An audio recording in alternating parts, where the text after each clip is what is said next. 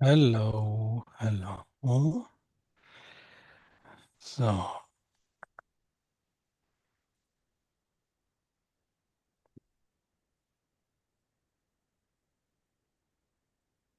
I think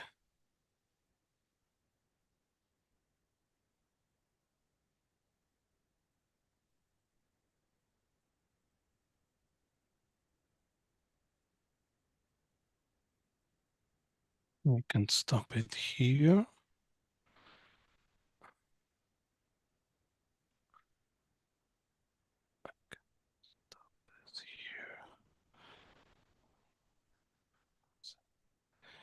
Yes.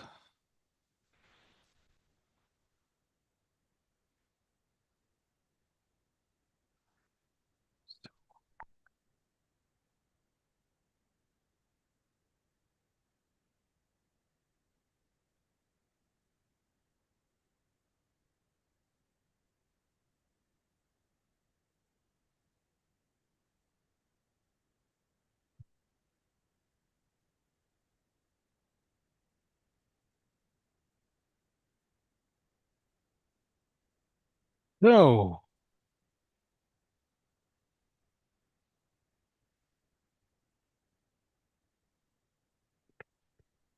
this works, and this also works, and stream works, and there it works, and it works everywhere. There we go. Let me just put this. How are you doing, everybody? I hope you can hear me well. We have still 30 minutes, so we will start. Hey, Jordan.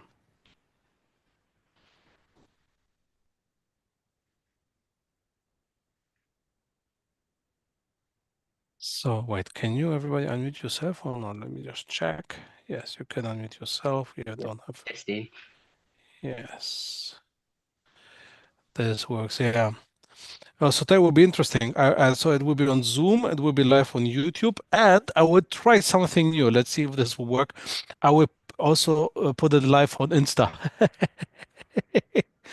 but on Insta should be only me. I don't know. We will just testing. Just testing.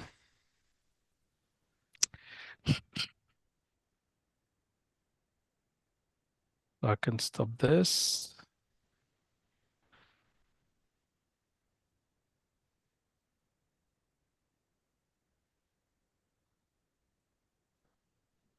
Ah, I have no idea how if I know that it works from when you use your phone, right? But my phone died, so I don't have for my. I have now a very old phone, so Insta is not working on it. So I'll try this from the computer. We'll see if it works Yeah, or not. yeah, I think it's much better to chat on a laptop because Instagram on a phone for me, it's giving problems. So Yeah, might as well use a laptop. me the same. Me the same. I do exactly the same. Yeah. Oh yeah. Yeah, like when I try posting stuff on it, it keeps glitching. So I just give in posting on Instagram a break until I get a better device because it's, as we say in Jamaica, two crosses. That's a mind of its own. Yeah.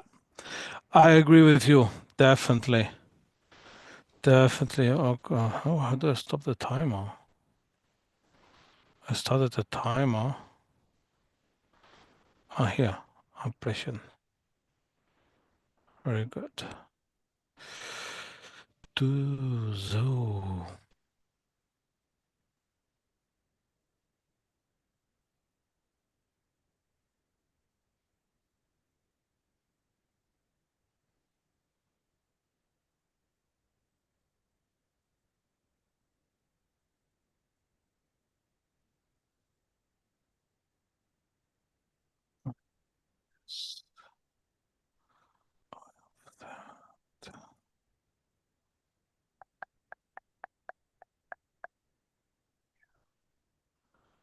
This.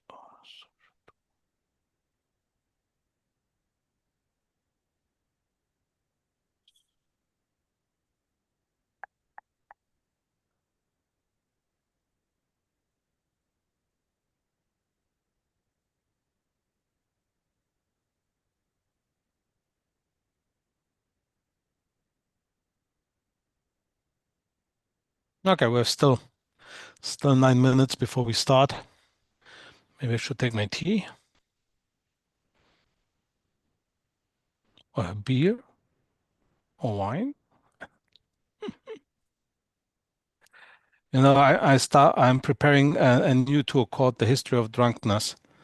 And I'm doing this only because that tour is the only reason, or I have can say, okay, I would drink during that tour because it's a tour about drunkenness. You do so many tours in Germany, you have become the German. That's funny. You are fully German. You are German now. Yeah, Yeah, no, as a German guy, you have to drink beer. It's impossible not to. right. Drink Yeah, some rum. Go to the Caribbean and drink Is some rum that the now. water of Germany? Is yeah. beer? So, um, so I'm not joking right now. That's what I'm telling you right now. It's not a joke. Wait, I have to show you something. First, I need Google Maps, and I show you on Google Maps. So this is Germany, right? This is Germany, and here the south, where's Nuremberg, where is Munich, Very Munich cool. here. That's called Bavaria. Yes. And in that Beautiful, right? place, it's a beautiful place. I lived in Munich for 2 years. And in that place, so it's a state like, like Canada, sorry, like Texas, like California, right? So we have Germany 16 of that. And in that state, they have a different law about beer. Beer is in that law or has the same, um, how to say, qualities or rights like bread. So beer is not an alcoholic drink. It's bread. It's Oh, what you have to eat. it's a staple. Staple? What's a staple? Yeah, like flour, oil, Yes, something yes, that is yes, yes, daily. yes, yes, yes.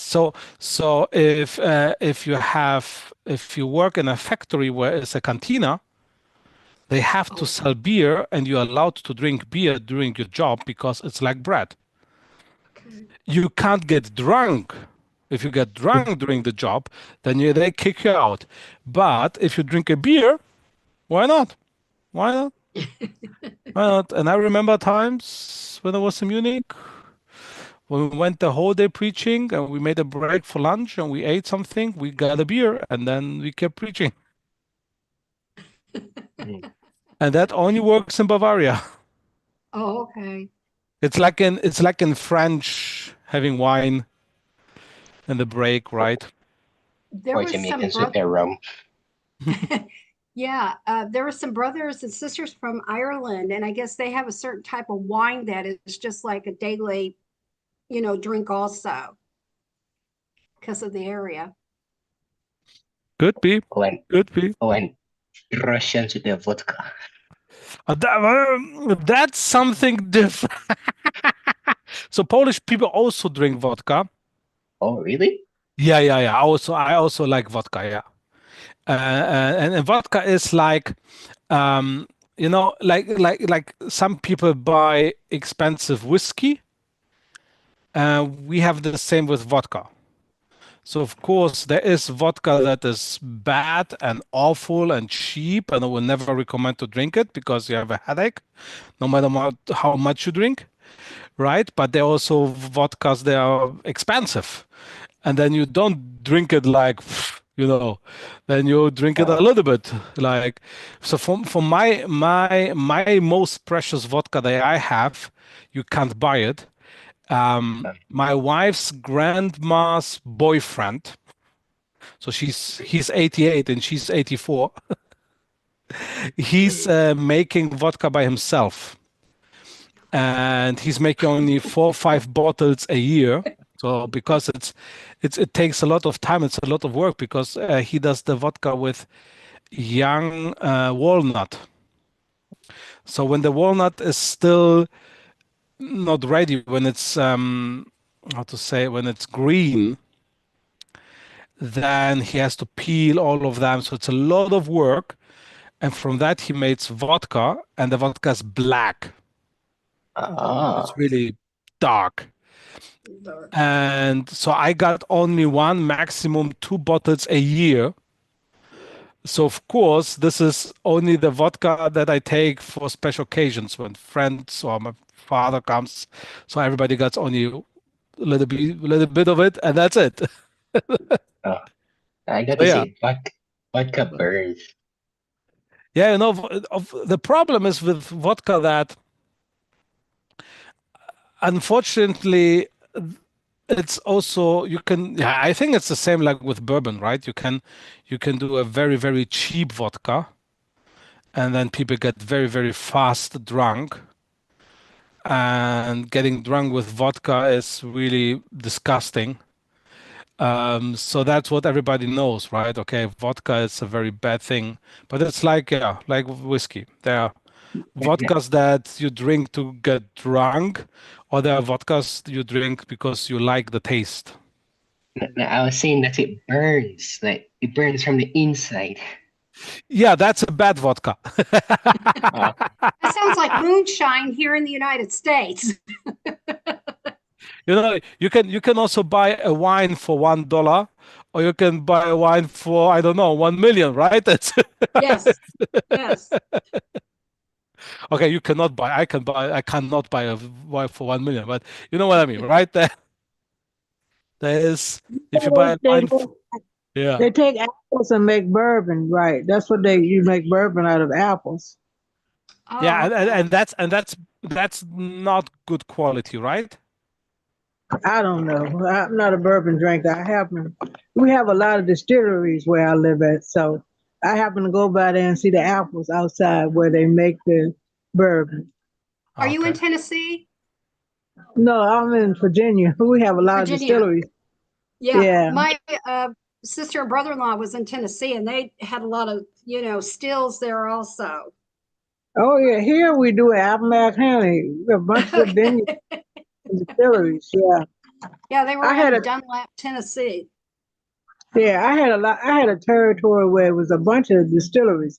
Good thing I wasn't Yes. a drinker because I don't know how much of a territory I would have got covered. Yeah. So I have no idea about bourbon. So normally, how do you make bourbon? Of what? What's the ingredients for bourbon?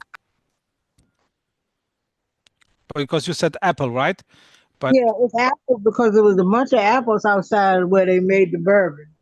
Yeah, it was a place that is a bourbon and beef place that's here. Imagine that. okay. But is it normal that you make bourbon from apple, or normally you use something different? I reckon it's normal because I didn't know until I went by the distillery that day. I have to Google this now. Yeah, I'm that's just what I'm curious. doing. Yeah, if nothing else, Oh, Google it. How do you make bourbon? oh, the same like you make beer. Mash. Yeah, with mash. Yeah, Yeah. We interesting. were I've been today at a friend's place. We made beer, and and today I picked up the beer. So we made ourselves the beer. Oh, okay. When we were on a cruise and we went to the Grand Caymans, they had different breweries there. And, German was always a dark beer, a lot of ale in it, very, very strong. I couldn't drink it, but I don't really drink any beer at all anyway. So I need something very light. Yeah, there are some kind of beers in Germany with us. We have more alcohol than wine. Okay. So I tried that, and yeah, I don't really like also the taste. It's I don't Well, know, was not for me. You ever had rum? Yeah, on Google, Yeah, on no rum. Google, Yeah. it says that you can make bourbon out of corn, yeah, grains, barley, rye, and fermented mash with yeast. Hmm. We yeah. have it. Yeah, down here in Florida, where I'm at, they have some breweries where you can watch the different, beer making things too. They have some restaurants like what they call Half Wall or something, or the Wall, and it's kind of interesting. It's really, yeah. So the friend of mine who he went on a course to learn how to make beer, Hmm. and they made this as a whole family, as a family worship thing, because they said somebody has to know how to make beer in paradise. So Oh, they made the whole family made this course, and that now was he funny teach, to make it a, a right? worship, the project. Yeah. So then now he teach me. Now I know how to make beer. So we just today say, okay, now we are sure beer will be in paradise. We will make it sure. Yeah, I've thought about homemade soap, candles, beehives, and that, but I didn't think about beer. You see?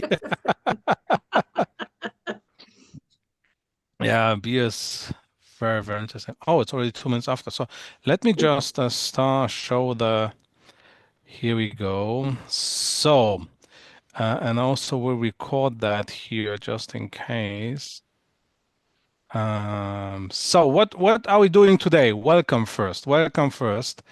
I think most of you already know me because today I think that today joined the hardcore fans.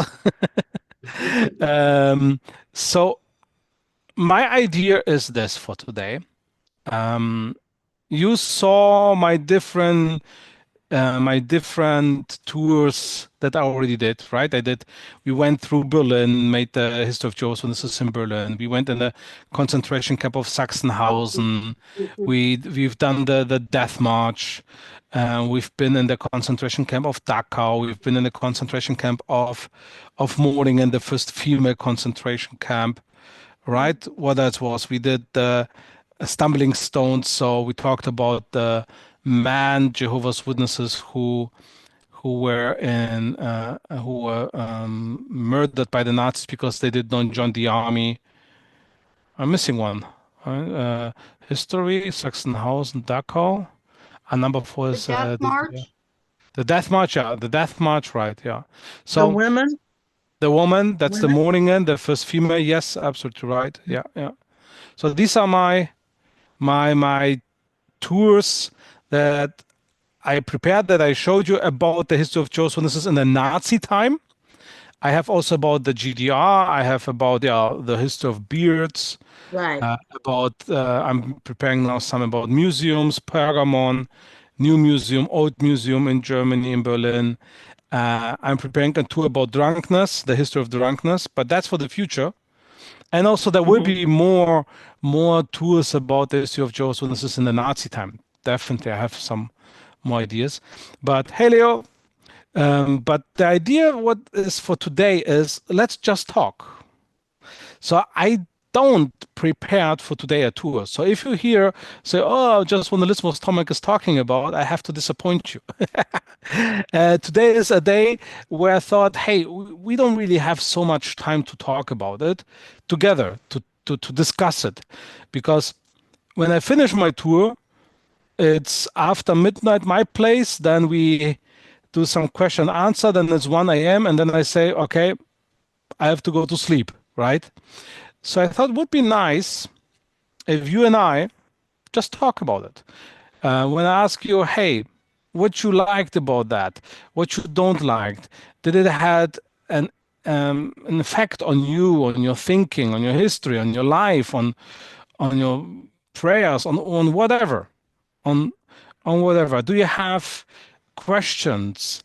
Uh, do you want to know more about something? Do you have some wishes for future tours or wishes about more informations, whatever. That's the goal. That's the idea of today. Just 69 people, 70 now, and me talking about that. Um, I've never done this, so that's new to me also. Um, could be that In 5 minutes, we say, okay, silence, let's go home and sleep. Good night. So thanks, Tomek, for 5 minutes of my life. Or it could also be that, I don't know, I say tomorrow morning, guys, at 7 a.m. We have to stop. So we will see. So we will see. So it's a complete open. Just have fun. Just if you don't want to show yourself, you can also write a question in the chat or your opinion or whatever, or just raise your hand, say something, and in the meantime, I will try to to to talk that there will be no silence. Laronda, yes, please. So, yeah, what do you think was the start or the beginning of the persecution of Jehovah's Witnesses in the Nazi camp? How did it begin, and why did it begin? I mean, for Oh, any persecution for that matter, because I'm sure it wasn't just Jehovah's Witnesses. but so Nazis. You're asking about specific about the Nazi time. Yes. Not only. So why? Okay. Um. hmm Good. So the Nazi Party as a political party starts to rule in Germany on the 30th of January 1933. So that's the moment when Adolf Hitler became the chancellor in Germany. But of course, the persecution started earlier because the Nazis, of course, a political party don't exist one day and then hello, we're here and we rule. So they started much earlier, and um, I'm thinking, where should I start? Because the Nazis start before Adolf Hitler, right? He's Yeah. not the founder. Right. He's not the founder. He accidentally, or whatever we can say, joined them. He went to a pub in Munich, saw some people talking about racism, about what is it to be a true German or a true white guy or whatever. And Mm-hmm. then he liked it, he listened to it, and then he said some words and were saying his stupid stuffs. And then the people realized, hey man, this guy got some charisma, and this is how it started. And that started after the First World War. Mm-hmm. Then they tried to make a putsch. Do you say in English putsch? When people tried to destroy the government? Is that a putsch? What I happened? never heard. I believe it's a coup. It's called a A coup. coup, a coup. Yeah. Okay. So the raid that happened um, um, at the Capitol last year or 2 years ago in Washington. Yeah. Uh-huh. Or how you Yep. call that? That was a coup, or a try of a coup? Insurgents, yes. It was was an insurrection. Okay, Insurrection. Yeah, it something was like that. January 6th. Yeah. Yeah, so something like that. The Nazis well, Adolf Hitler and some friends of him tried after the First World War with the new German government, and didn't work. So then he came to prison. Then he wrote his book, and then it started slowly. And the Nazis had, you have to know, they created. I'm thinking how to if I'm making pauses, it's because I want to tell the story Yeah, sure. in a way that you understand, so I will not jump from one point to another point, right? Okay. So the people in Germany are very poor. The people in Germany are very poor, and German people also liked order, military, because Mm-hmm. it's a Prussian thing. The Prussian state was working because it was focusing on military. There were, for example, one of the Prussian kings. He decided that all his soldiers have to be at least 1 meter 80, 1 meter 90, something like that. So all the Prussian soldiers were the highest guys. They were, so I'm 173. I have now to check how much this is in your weird measures in America. I have no idea. So I think like my friend Leo will be still not tall enough. They were really tall guys, and all of them. So you see that the Prussians were very focused on military. So what the Nazis did, they did something very, very smart. They created an organization called the SA, Sturmabteilung. Sturm means something like thunder. But also you can also, the first who's hitting can also be a Sturm. And Abteilung is organization, something like that. And it was a paramilitary organization, and they sold the uniforms. They were pretty ugly, like poo brown. It's pretty ugly. And 5 feet 8 inches. See, thanks, John. So and they sold it for very, very cheap money.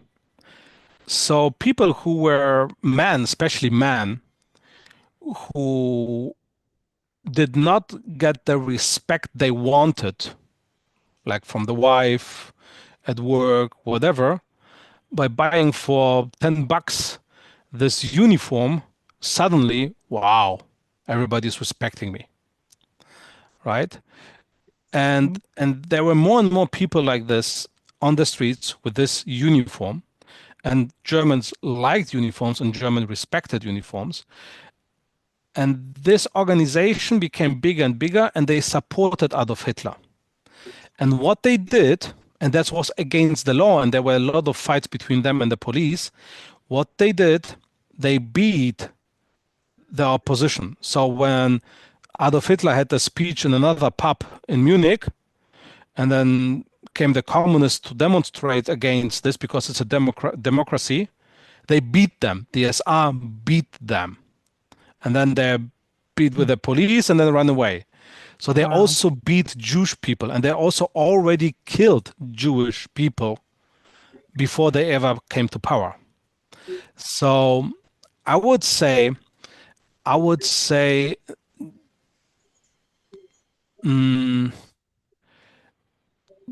Jewish individuals were already persecuted by the Nazis like 7, 8 years before they came to power. In the morning? Yeah. But when they came to power, then they could make it legal, right? Okay.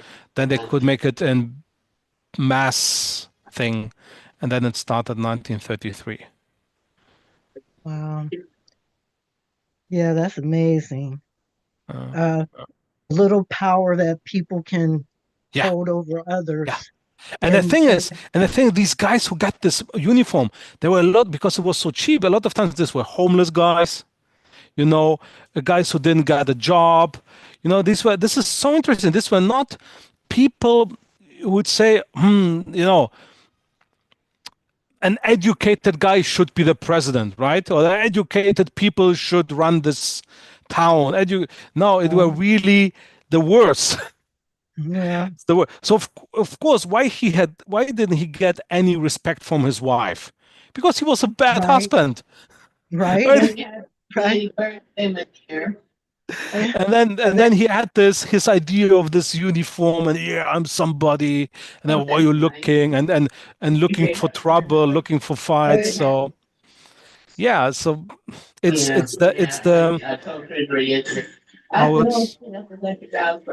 somewhere an echo. Is it you, Lavender? No, sorry. There's somewhere an echo, but sorry, Lavender, I muted you, unfortunately. My mistake. No, that's fine. Okay. So it's interesting that it's always the mob who's running, And it's Mm-hmm. never the educated people, it's never the smart guys.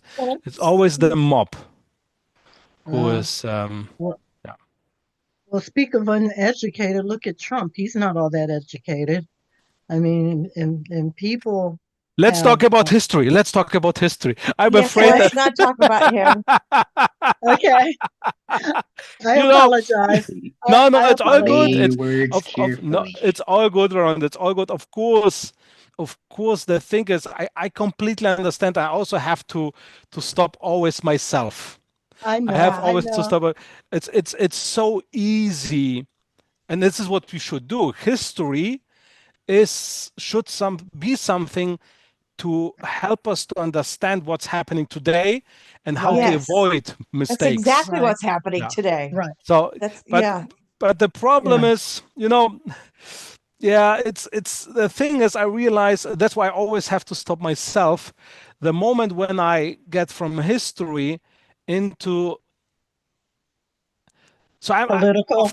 of course, we will talk about today. We can talk about today, of course. Was it- But let's try not to use names of people. Let's say Okay, this. Let's okay, let's try this way. okay. I get that. I It get is that. interesting though that insurgency on January 6th, a lot of the people came from mountain people and stuff that people that are just not, Yeah, Yeah, I because I live in the area where they came from, Missouri.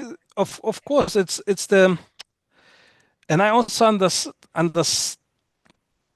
of course as a Jehovah's Witness I have my explanation of what is going on, right? hmm Right, Yeah, definitely. yeah. Uh, uh, But it's uh, whatever. I have a but, question for you. yes, please. Uh, because I got in here late, so you may have already answered this. My husband's grandfather came from Austria and immigrated in 1929 to United States. And his name was Reinrich. Weinrich? Weinrich. So he was Jewish. So I was like, what made them come to the United States at that time? Because I didn't know Oh, what that's I didn't easy. know that. Yeah. That's easy. Uh, um, my favorite saying is a Polish saying, and this is, if you don't know what's the reason, then it's money. yeah. Ah. So I It's didn't know if there was like persecution going on no, in Austria no, that not 29, not 29, not in 1929. not in a the only thing if he left, that's what I think, right? If he He was like left 12. Yeah, yeah, so his family. Yeah. if the parents left Austria 29 because of persecution, then his parents were very, very, very smart people, and they really saw the signs 10 years ahead. That wow, then chapeau, And not and bad. and it was at But the I don't time think too, so. but the United States was actually taking immigrants from that area after like 1930 something. The United States were not very You know, good about taking in. Yeah. my parents came to Germany in 88. Yeah. And when I asked my dad, okay, why you did this? He's go, yeah, because I want a better life. So Yeah. Well, they were jewelers, so I it's could see where they I would. think that's Yeah, it was money. people always searching for a better life, better situation, and I think America was back at that time especially like Yeah. what you call it, the land of Land. endless opportunity. How it's Opportunity. Plenty, opportunity of plenty. yeah, right. So in Germany, we Um, also for years were saying, oh, right, if you want to make something with your life, go to America. You have this song, if you make it in New York, you can make it everywhere and stuff like that. Yeah, that's pretty So much we what. we in Europe believed that. Europe believed that. America was, if you're smart, you can get rich, right? If you can have your And religion and stuff like that. We believe they were that. having a depression during the time too, right after World War Yeah, One. but yeah, but that was mostly Germany. mostly Germany, Okay. and 29 was also the Wall Street crash in New York. So 29, the Yeah. Black Thursday, that's what I call Black Yeah. Friday, right? Yeah. So I think I would say more money than persecution. If they really Yeah. decided to because of persecution, then they have been very smart people. They must have been pretty smart to figure that out, but Yeah, very I don't think because even Jewish people in 33, 34 stayed in Germany because they could not yeah. imagine what Adolf Hitler would do. And of course, because it's crazy. So even when the Nazis were already ruling, they did not left Germany. A lot of Jewish people because come on, I was fighting in the First World War on the German Yeah. side. Why should they kick me out? So if 29 somebody will say, "Oh yeah, there will be a persecution of Jewish," smart guy. Thomas, I have Interesting, a yeah. question. Yes, please. My question is, you said that your dad took the family, was it from Poland to Germany in 1933?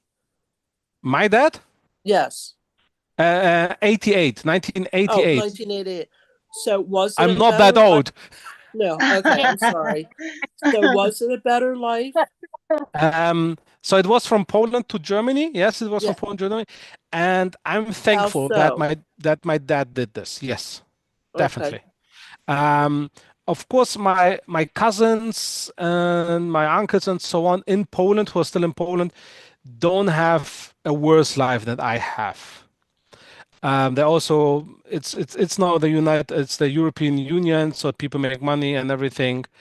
Um, but I think, especially the 90s, when Poland came out of the communism, um, as a kid, I th I think I had a better life than my cousins and so on, because Poland after the communism was very chaotic, and Germany was rich. So, Yeah, they're you know, Germany's one of the I have a richest question. countries. I remember I remember as a kid, that my dad was working normal job 9 to 5. My mom didn't have to work, and we had a huge flat. Twice a year we could go on holidays, plus twice a year to visit family in Poland. So in the 90s, with a simple 9 to 5 job, he was a normal worker, just normal guy. Comparing to my family in Poland, we were very rich. It changed now, but at that time, yes. So I'm happy that my dad decided to do that. Yeah. Yeah. So I have a question. Yes, Christina. Yes, my question is, you had indicated that a mob ran and started the Nazi movement. So, uh, uh, what would make, I know you're not maybe a psychologist, but what would make someone um follow a mob versus someone that's smart and intellectual? I guess I just don't understand the thinking Hmm. there. I will repeat just to be sure that I heard it right. So your question is why an educated person will follow the mob? Correct. Yeah, yeah. They did not. Mob. They did not. They knew it's a mob.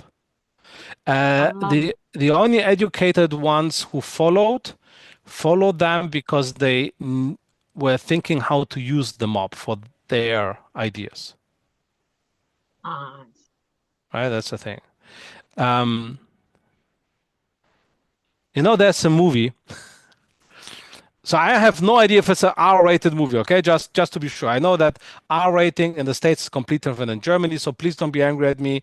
I watched that movie, I don't know, like 10, 15 years ago, so I don't remember if there were any scenes or whatever. I don't remember, okay? Please don't be angry at me if it is. But the idea of that movie is really funny. It's called Idiocrazy.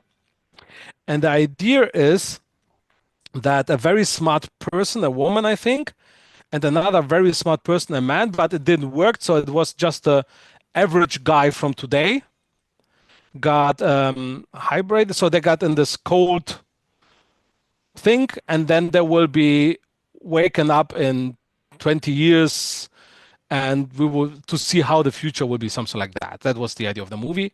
So it should be two very educated people. On the end, it was the woman was educated, the guy was just an average guy, um, even close to stupid, would say. But then things happens, war, blah blah blah blah, and they wake up in 200 years or something like that in America. And then it shows why there were more and more less educated people and more stupid people. Fantastic. So even if it's an R-rated movie, watch the first 10 minutes.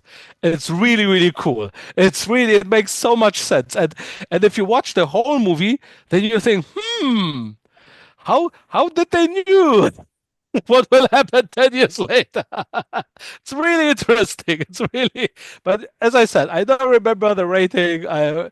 We have in Germany different rating because most of the R rating is because of the F word. And in Right. Germany, we don't have the F word, so then they do translation, so they don't use it, right? So when I watch a movie in German, oh, nice movie, and then I watch with American friend, and it's F F F F, and wow, this wasn't in the German version. I had no idea. Sorry.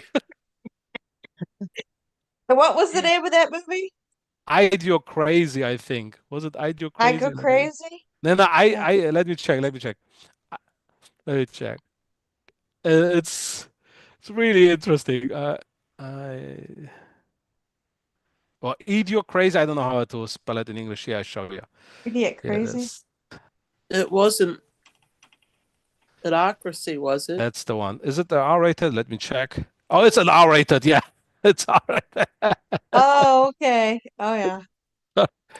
Yeah, it could. Yeah, because they show Idiocracy. Yeah. idiocracy. Okay. Idiocracy. Oh, I'm saying the whole time wrong. Nobody said it. It's Idiocracy.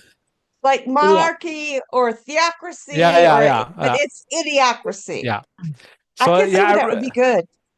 it is funny. It is, but yeah, it's as I said, I don't remember what's happening there anymore. It's playing in 2025, right? I think it's yeah, it's crazy. I have a Yeah. question for you. Yes. Were there Jehovah's Witnesses in the ghettos, in the German ghettos with the Jewish Um, ones that got put there? I don't know. I have to say I don't know. I'm not, I've never heard I of it. assume not. I Because I know you're assume talking not. about like But the but poor there were areas and but there were Jehovah's Witnesses who were Jewish, of course. right. Right? So it's here, Horst Schmidt's father, he was a Jewish guy who became a Jehovah's Witness. So when he was in Auschwitz, in Sachsenhausen, he got a purple triangle and the yellow triangle in the back upside. So they could see this guy is Jewish, but now Jehovah's Witness. Oh wow. Yeah, so that was also, you could be a Jewish communist, right? So you got the red triangle and the yellow in the back upside down. Okay. So you have the David star. So of course there were Jehovah's Witnesses who were Jewish, where in the ghettos. So the famous ghettos were in Warsaw, Lodz, right? Krakow. I don't know a story. I would be not surprised, but personally, I don't know a story. Okay. I And saw I the got whole. your Yeah. Yes, please. I downloaded your book. And I wanted to mention the very last one. Yes, I changed it already. So if Okay. you got the old one, please write me a Yeah. message. I will send you the new version. Yes, Okay, yeah, I got the old one. okay, so Okay. please write me on WhatsApp or on email, and I will Okay, send you the new one.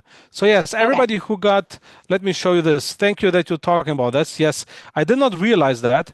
After 8 people bought it, then somebody wrote me.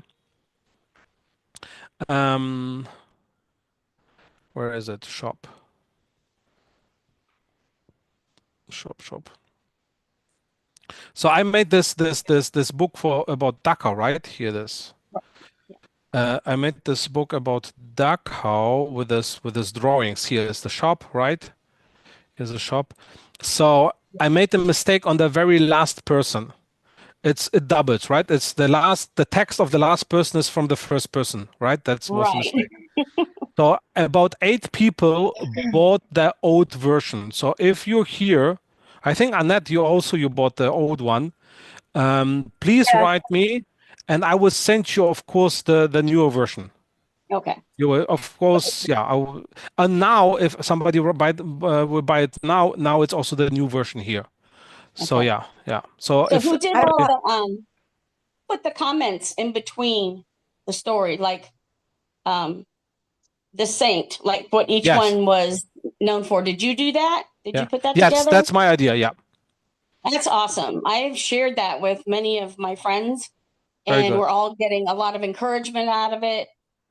Thinking about what those brothers went through, and of course, helps us to think about the brothers that are in prison now in different places and what they must be going through. But very faith strengthening, and we really appreciate it. And two, I wanted to give some kind of support because I did this whole series because I missed some. Since you made it free, I went in and made sure I caught up on all that, and very informative. Really appreciate it. Do you know where they hid the Bible when it was talking about it was in the camp? Yeah, and so they had lockers. You say lockers where you can put your jacket. Right. So it was in his locker. So he made it looks like that he made in the back. He made in the back like a second, like Like a a false hidden room, something like that. And this False, way put. false false front, back. false. Ah, Yeah. Very, very cool. And then I read the one about that put it under the toilet seat. So we were trying to figure out how yeah, how did we put it under a toilet seat? it's easy. It's easy. You need a toilet seat from the 1920s. That's what I was thinking. We don't have those. They're wooden, so yeah. How did they do that? So, back in the days, there were these this toilets, this not automatic toilets where you just pour in a hole, right? Right, like an outhouse kind of Yeah. thing. So you wrap it in something plastic, and then you can save it there also. It stinks a little bit, but you can wash it, right? Yeah. It's like Of your course. jewelry. You put it in a plastic bag and put it in the tank. Yeah. There you go. Yeah. Except they didn't have a tank. So I was like, Yeah. what? Yeah. That's impossible. That's impossible.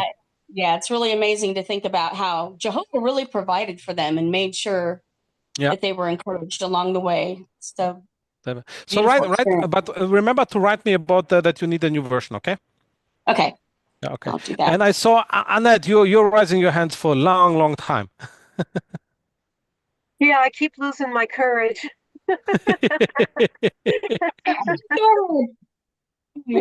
Oh, first of all, I want to see what I appreciate, and then I have a request after that. But what I appreciate about you, why your tours are my favorite. I love your enthusiasm, and every time it's a live one, it's different. You'll bring up something that you maybe missed out before or something new. But one of the things I really appreciate is that you make sure that what you share on these tours about the history of our brothers and sisters, our precious brothers and sisters, you more than triple check them to make sure it's accurate. And if you're not sure, you will tell us. And you always go upside down to make sure it's encouraging. I never leave depressed, ever. And I never tire of your tours, even though I've seen them over and over again. The Surviving the Death March is my all-time favorite of any tour. Yes. Because it's so faith strengthening. Yes. I want to see that. Yes. When I went back to read the I missed 74 that one. book again, it was like, I know these, I know them. It was more personal because I got to know these precious brothers and sisters through your tours. And it became more personal, like, I know you. So it was more, more endearing. So yes. Thank you. And Thank you. my request is that when there's reading to do, if you can go back to you doing it again, because you bring it to life. You say it, read it with conviction. What And again? To do can what? okay, like I know, like when there's reading, I love how you read. You read it with conviction. It comes from your heart. And I'll give Ah, an what we did the last time what I tried new that somebody else read. That I ask everybody. I'll give an example. Yeah, Yeah. I'll give an example. Yeah. Like reading the sister's poem, the very last sister who read, she read it with conviction, but the other ones, it was like, okay, it was kind of depressing how it was read. Jehovah Ah, will rescue us, soon we'll return home. Instead, it's okay. I got will what you're rescue thinking. us. We will return home, or by God's mercy, we shall prevail. It's not to Okay, be okay, okay. with I God's understand what you mercy, mean. will So maybe, prevail. so maybe I should. What you think about that? That next time I will ask a day or two before somebody to prepare him or herself for that text and then read it. And make sure they read it with Yeah, conviction. yeah. I would very much appreciate that because that sister, when she Okay. wrote that poem, she wrote it with conviction, Yeah. and it honors her when it's read with conviction. It it honors, it brings honor to that precious sister writing that beautiful Hmm. poem. Right. Okay, I And got you. Yeah, I got it. It's I because yeah, because they read this the very first time and they were not really prepared for that. Okay, that was my mistake. Okay, thank you. read the last sister who read, I forgot her name, but she read it with conviction. I Yeah, appreciated that. because she listened to the other ones and then I think she realized, okay, that's the motive, that's the theme of that poem, and when you understand it, then you read it differently. When you understand it, you read it differently. Yeah, yeah, So yeah, true. yeah. Yes. No, I Okay, was really to share this, especially with it being recorded, but I had to pray really, really hard. So thank you. thank you on that. Thank you. Well, Let you me did a just check. great job. I got some in the chat. Um, what did they do with the clothes from the Jewish people, especially the woman? I read the Jewish were the best designers of clothes.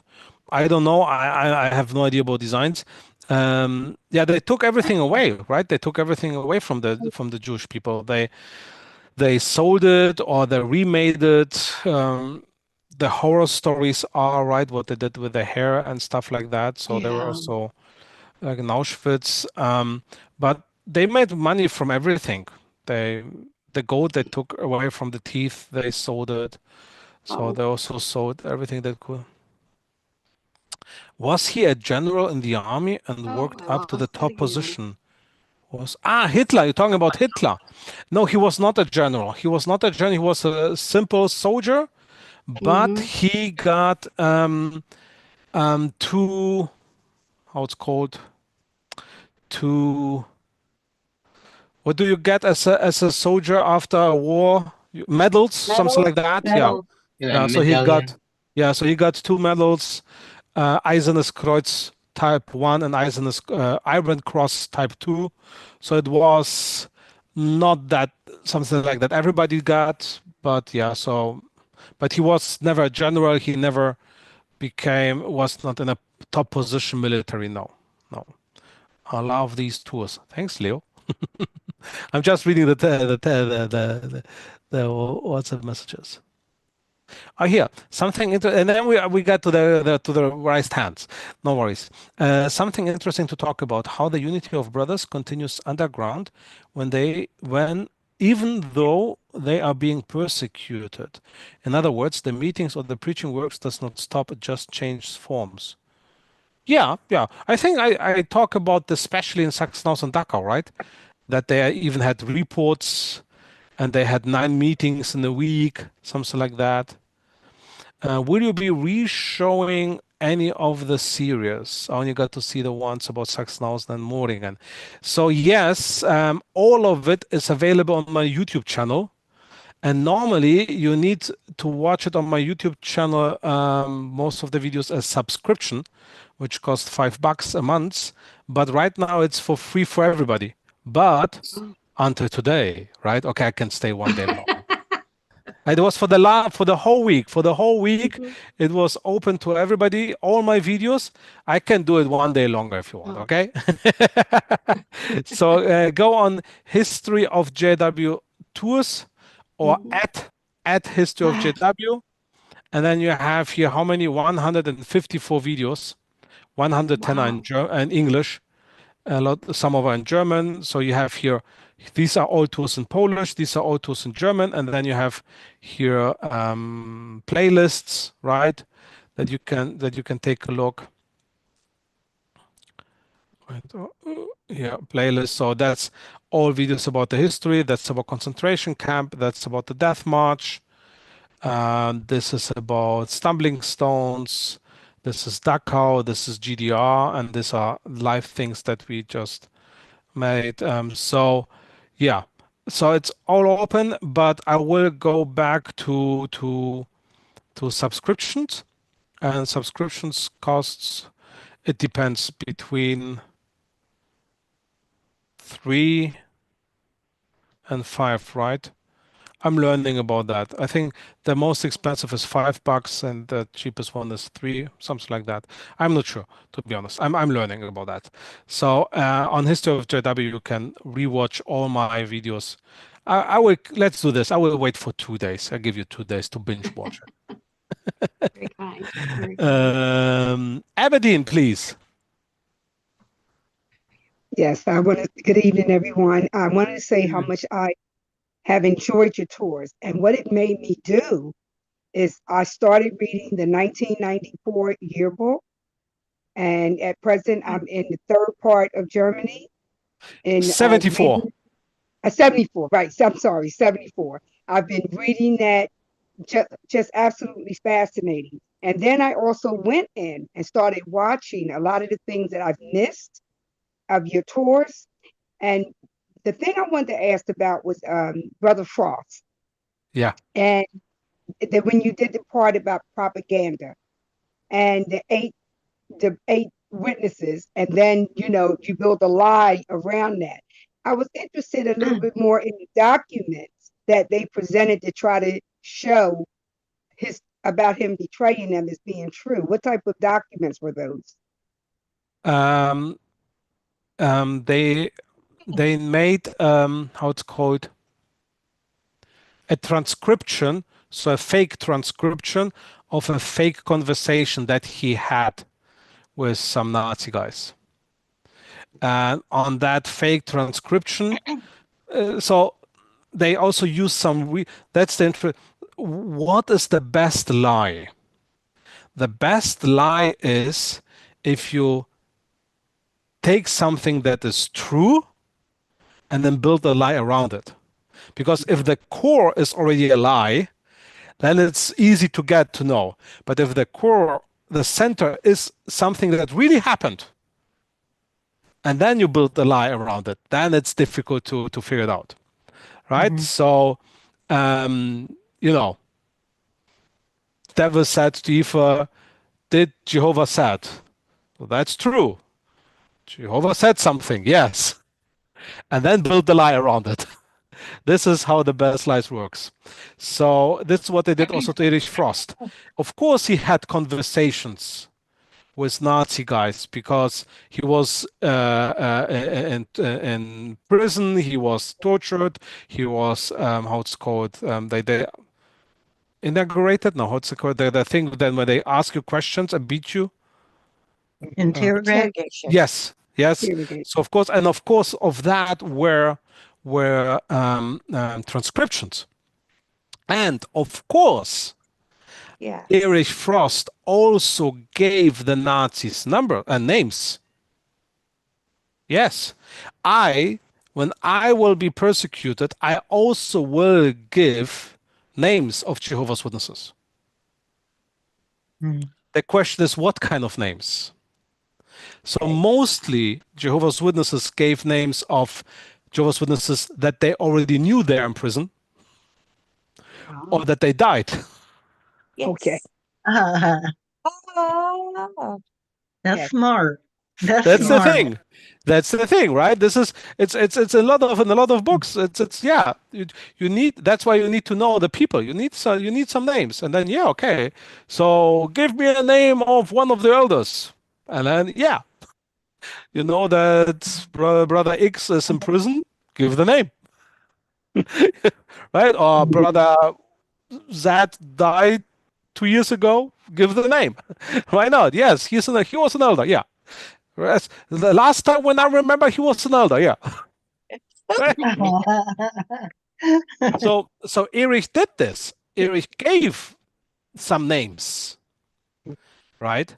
But he never gave names of people who were in freedom, or that because of that he gave the name because of his answers. Jehovah's Witnesses went to prison. This never happened. So the Stasi took this transcriptions, took some of the names, and then they made up a lie around it. So they said, "Oh, here he gave that name, and that guy died in prison." Yes, that's true, but he was already in prison when Erich gave him the names, right? So Okay. okay. this is Yeah. how they made it up. Yeah. Well, didn't So, that all start with Goebbels? With what? With Goebbels, isn't that his name? I The know we're separate talking now about Erich Frost, and we talk about the GDR. So Erich the Frost was in the GDR. Nazi, yeah. Right? Yeah. You ask about the after the war, right, Ebedin? Well, yes. Yeah. before So Erich Frost was persecuted during the war, right? after. He's the Yeah. guy, and also during the Nazi time, he's the guy who wrote that song, right? Yes. Fest Yes. und entschlossen. And then later, after the war, he was again persecuted in a different way. He was in West Germany where was freedom, but East Germany where the communists, they told lies about him Yes. because they hoped if the East German, I would talk about this in the next weeks, but Aberdeen saw it last year, I think, or maybe on YouTube. I would talk You too. more, yeah. So I would talk more the next weeks. I will go on that topics, right? So there will be more information how the GDR telling lies about West German Jehovah's Witnesses. So they hope that East German Jehovah's Witnesses will lose the trust and faith in the organization. That was the idea. Yeah. Mm-hmm. Uh, Mm-hmm. yeah. Yeah. Thanks, Abedin. Thank you. Mm-hmm. Kimberly. Really enjoyed your tour, and I'm glad you said something about YouTube. I've been looking on YouTube for the Women of Faith tour, and I couldn't find that on there. So you just, when you're on YouTube, you have to write at. This is very, very important. You have to write the, wait, I will show you. I have prepared something for that thing. Give me a second. Give me a second. Where did I put it? Where did I put it? Zoom, no, YouTube. Huh? If I would ever have all my documents organized, this would be fantastic. Where did I put it? Katarzyniec. What was the name? Zoom. I will give me a second. I will put this here on the. I will show it to you, and then you will also see it. But it's at history of JW. At history of JW, and then you will. Here it is. Here we go. In the meantime, I got also a question.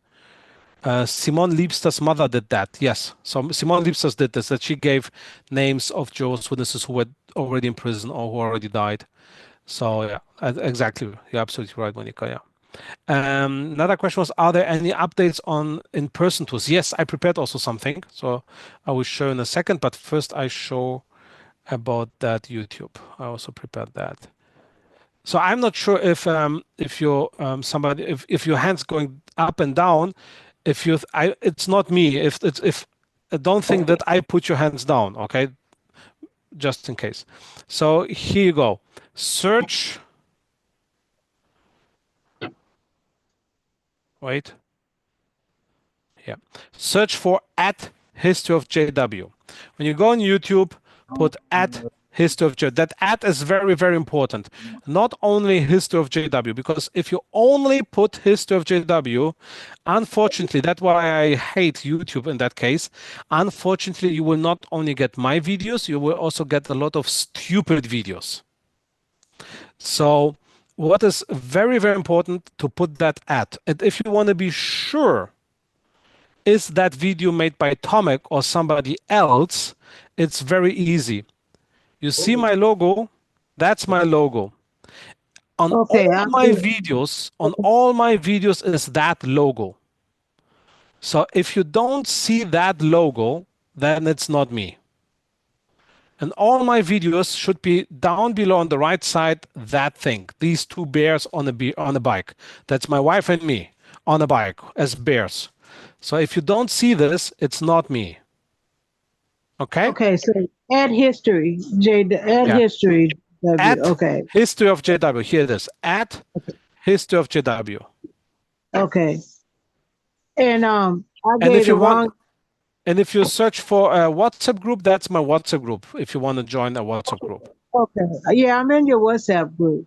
I just because you sent me saying that how the Oh, day is cool. the last for that, but it didn't come up. Okay, Ah, and thank you. I gave you the wrong information about the bourbon. It's branding that's made out of apple. So North Garden, Virginia is where the distillery is. So I had to search where in Virginia do they make bourbon. So they crossed out the bourbon and did the branding. So yeah, North Garden. So, but You it know, is out of apple. I'm studying right now on alcohol. I'm studying. I will do a tour, the history of alcohol. I'm thinking to do this shortly before New Year's Eve. Right? I think that's the Yeah, best time to talk about alcohol that's a great when idea. everybody gets drunk. Yeah. It's pretty interesting. So right now, what I found out, there are some stories that are really crazy. It's of course we talk about alcohol in the Bible and also a little bit complicated view, right? On one side, alcohol is very bad. On the other side, you should drink some wine. So it's also not easy. But yeah. Um, so then I saw the question somebody asked about the in-person tours. So I prepared something like that. Here we go. Just a second. You can see this. Where is it? There it is. Right. So I prepared something like this. I will post this. So it's makes more and more sense how the tour will look like, how many days and everything. Or I prepared something like that. Here we go. So this is the beginning is the right side, the history of Jehovah's Witnesses. This is in the beginning, and then it's about Germany, right? The people, the food, and the landscape. So you'll see sea, city, and mountains. So you will get more and more informations about that. Here we have the prices. Where is it? Where is it? Yeah, that is it, right? So the budget tour, we have the private tour, maximum 7 people, and the big tour. The only thing is not the dates. So we have already some dates, but some friends already wrote me that, hey, we are already 6 or 7 people, and we want to do the private tour. Yeah, I'm waiting of confirmation when they want to come, and then these weekends or this weeks will be blocked. So if you wanna, if you're interested in one of these three, write me, Tomek. I want to do one, yeah, which one? And then tell me, okay, we can only come in March, we can only come in July, we can only come in December, whatever. Write me how many people you are, which you want, and then we will start to organize the date as fast as possible. So I want to make the date fix this week. This week I want to make the date fixed so it's for you easier to buy tickets, right?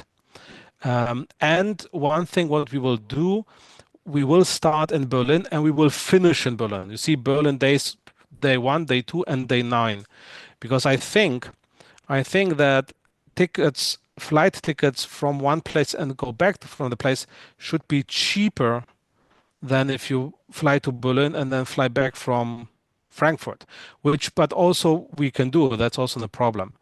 And if you want to be in the small group, the 7 people group, the 7 people group is always adjustable. So if you say, hey, we want to go to the branch, then we will skip the Harz and Hamburg, and then we go to Frankfurt, and we will see the branch, and then we go back to Berlin. Or we can only skip the Harz, stay in Hamburg, go to Frankfurt, watch the take a look on the branch, and then you can fly back from Frankfurt because it's cheaper for you. So the 7 people tour is always adjustable, right? And if you have more questions, please write me. Please write me about that. So we're always happy. So yeah, it's getting now more and more serious about this in-person tours. And but also if you want to just come for 1 or 2 days, that's something different, right? So that's also my website for 1 or 2 days. To people, how much it's cost each tour, how much, and yeah. That. Sharon or Candice? Hi, this is Candice. How are Hey, you? Candice. So just everybody, funny thing. Candice and Sharon, they're from the States. I'm from Germany, and we met in September in England. Which was so wonderful. So before I ask the questions I had, how's Violetta doing? Sleeping. It's no, but it's yeah, it's okay. It's okay. Winter is coming, you know.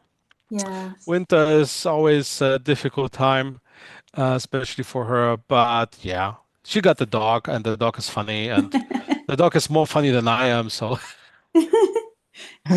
so she's enjoying with Merle, and Merle is it's becoming more and more not a kid anymore. So she's 2 years old now, and yeah, Viola has a lot of fun with her. So that helps a lot, definitely. Oh, good. Definitely. And she also feels so we are now in this new congregation for 3 months, and she's getting also my friends. So yeah, that's cool. Oh, wonderful. I'm glad. Well, I had 2 questions, and then after that, Mom has a question. So probably the shortest question is, will you be doing the beard tour again? This tour, Yes, I love that tour. is it not on YouTube? Is it? Oh, I'll have to check. Let me check. Um, Let me check. Let me check. Beard.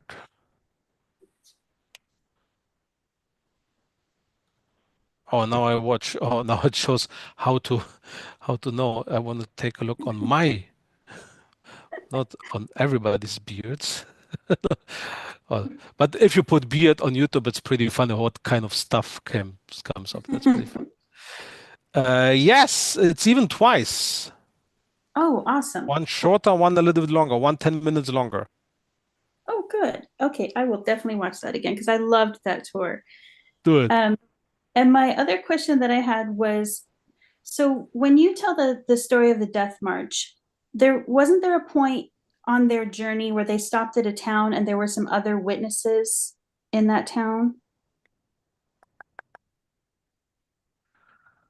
Like a group or individuals? I think like a couple. So, so there is one thing that some witnesses from Ravensbrück joined them in the forest, like 20. Ah, or are you talking about day one? The couple of Jehovah's Witnesses who owned the barn? Yes. Yeah, that's day one. That's day Okay. one, and yeah, and then there was yeah, a couple, which means right, husband and wife, and in their barn, 100 witnesses could sleep. Yes.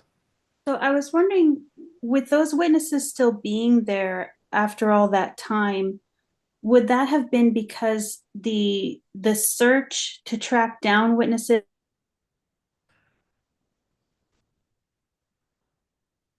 Is it me or it's Nah, it's her. She cut out. yeah? Can this it cut off in a moment? So we don't hear you right now. Okay, can you hear me now? Yes, now it's gone. Okay. So is it because the search and then you got lost? Okay, so would they have been able to remain there because the search for witnesses did not extend as far out as where they lived, or because they were just really hiding? This is a very, very, very good question. And I think nobody asked that question yet. So good we have this meeting today, right? Yes. Yes. So the thing is, I don't have an answer for that. I don't really have an answer for that because we don't know. We don't, you know, there were quite a few, not a few, there were a lot. There were a lot of Jehovah's Witnesses who, when the persecution started, disappeared. Mhm. Disappeared in a way that they did not spread it out to the people and made it loud that they are Jehovah's Witnesses. So they were like in the underground, but not in the underground work against the Nazis, more like, okay, like a U-boat, right? Mhm. Okay, stay low. They could be that way, could be. They could have luck. Yeah, I don't really know, to be honest. Mm. I don't really know if they maybe they have been in prison, then they get out. Because that's very, very interesting because it's 1945 and the report says that the brother who knew that there was a couple who got the bond, that he preached in that area and he stayed at their place, if I remember well, 9 years ago. Let me check. I don't want to lie. Well, that's where my notes here, my notes. Was it 9 years or 12? Because if 12, okay, then of course, then speak before the Nazis start to rule. But I think it was 9 years. And then it makes a little bit weird. Hier Bechlin to Regelin. In zwei Scheunen.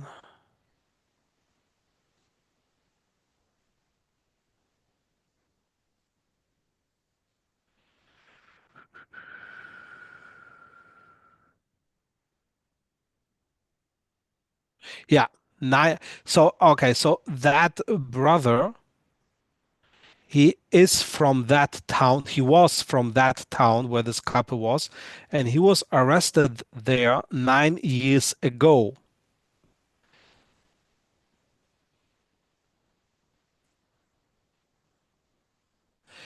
And that couple was also in a concentration camp, but they had this barn.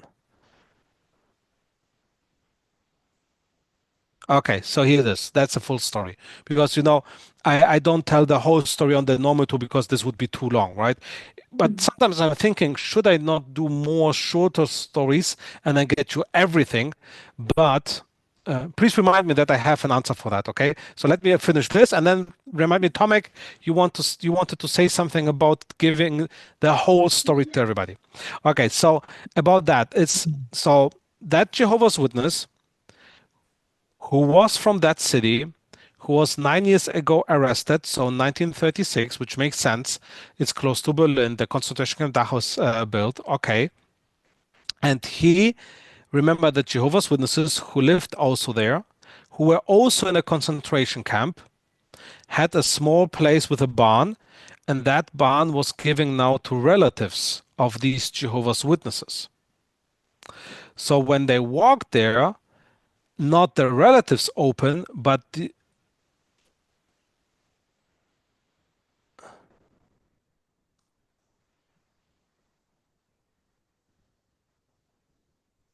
yeah. So 9 years later, they opened. So it's a little bit weird written. Yeah, Jehovah's Witnesses or relatives? You see? Now I'm thinking. No, Jehovah's Witnesses. So it looks like that these Jehovah's Witnesses were not in a. You know what? I'm getting a little bit confused. Hmm.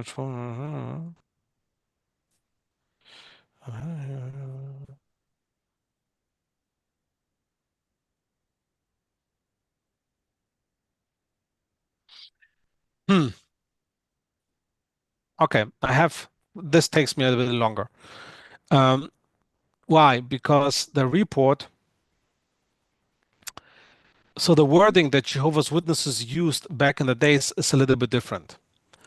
And that's why I'm now a little bit confused. So I have to take other notes and recheck that. So today Jehovah's Witnesses call themselves Friends, right? Mm-hmm. Back in the days in Germany, we called Friends of the Truth, and they were not Jehovah's Witnesses. Mm. So if in a report back in the days was called about friends, then that were people who were interested in the truth but not Jehovah's Witnesses. Oh. Because back in the days, they were only used brothers and sisters. Even a little bit today, a little bit weird word, siblings. They use the word siblings. So the siblings said, which is weird today to say that, right? You would never, you would never talk about me. I would never talk about you and your mom and telling Viola, hey, the siblings were also on Zoom, right? But that was the language that German Jehovah's Witnesses used in the 1930s. So I have here only my short version of my notes, and it's talking about siblings and friends. So I have to check in the other book, which is in the bedroom, and Viola's sleeping there, whether it's the friends or the siblings, right? Okay. But it's definitely said that these Jehovah's Witnesses were also for a time in the concentration camp. I can't tell you how long Oh. because I don't have a name from that. I don't know how long they have been, what the names are. And now I'm thinking, why I never asked the brothers who still live there? So does And that see, mean that they could have been in the camps and then were released and were living there at the time of the death march, or? could be, Hmm. could be, could be. It could be that they signed a declaration, Oh. right? I don't know. Could be. Could be that they were in prison and they were, after serving their time in prison, they were released. Right? Could also that be. But they are still living Jehovah's Witnesses at that place. Next time I will visit them, I will ask them again more because they have all the documents. They know who lived there. They have the names. So I will ask for the names and we will check how much we know, who they were, or which concentration they have been. If they know this information, it will be interesting. That would be interesting. Yeah. Okay, You Mom had a question. you pick up a good thing. Yeah, that's good. Okay, now I have two questions too. And based on what you were just talking about with Candace about finding out more stories about who lives in the barn, when we went to the branch in Bratislava, we saw how the brothers and sisters how they produced the literature in secret for the Friends during the communist years and during the war years. But we also had two sisters meet us there, and these two sisters were personally involved. And one of the sisters, I spent many, many hours with recording her stories as to how her great grandparents were involved, how her grandparents, and then her parents were involved in doing underground activity during the 30s, 40s, and up through the 50s, 60s, the communist years. Now, I wonder, it was so amazing listening to their personal stories. So I was wondering, you had mentioned about having ideas for other tours.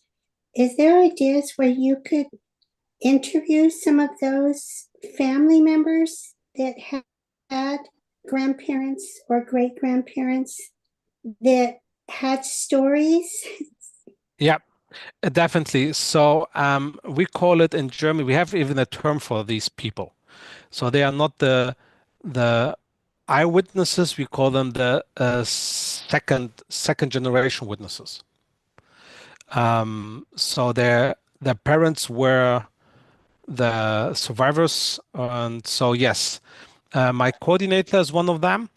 Um, so maybe hopefully I will have the time to do this with him.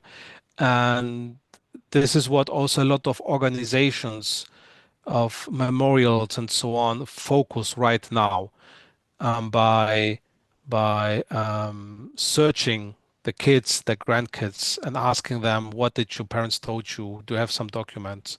Because yeah, they don't live anymore. So yeah, I think definitely I have to do that. Yeah. The only problem is time. But yeah. Yeah, it's a lot of time, even with the sister. They came to personally meet us there because I had made friends with her and her sister during the pandemic. And I spent like 6 hours recording her stories, and they were incredible. And then I had to type them all out, which I did. But like you said, takes a lot of time.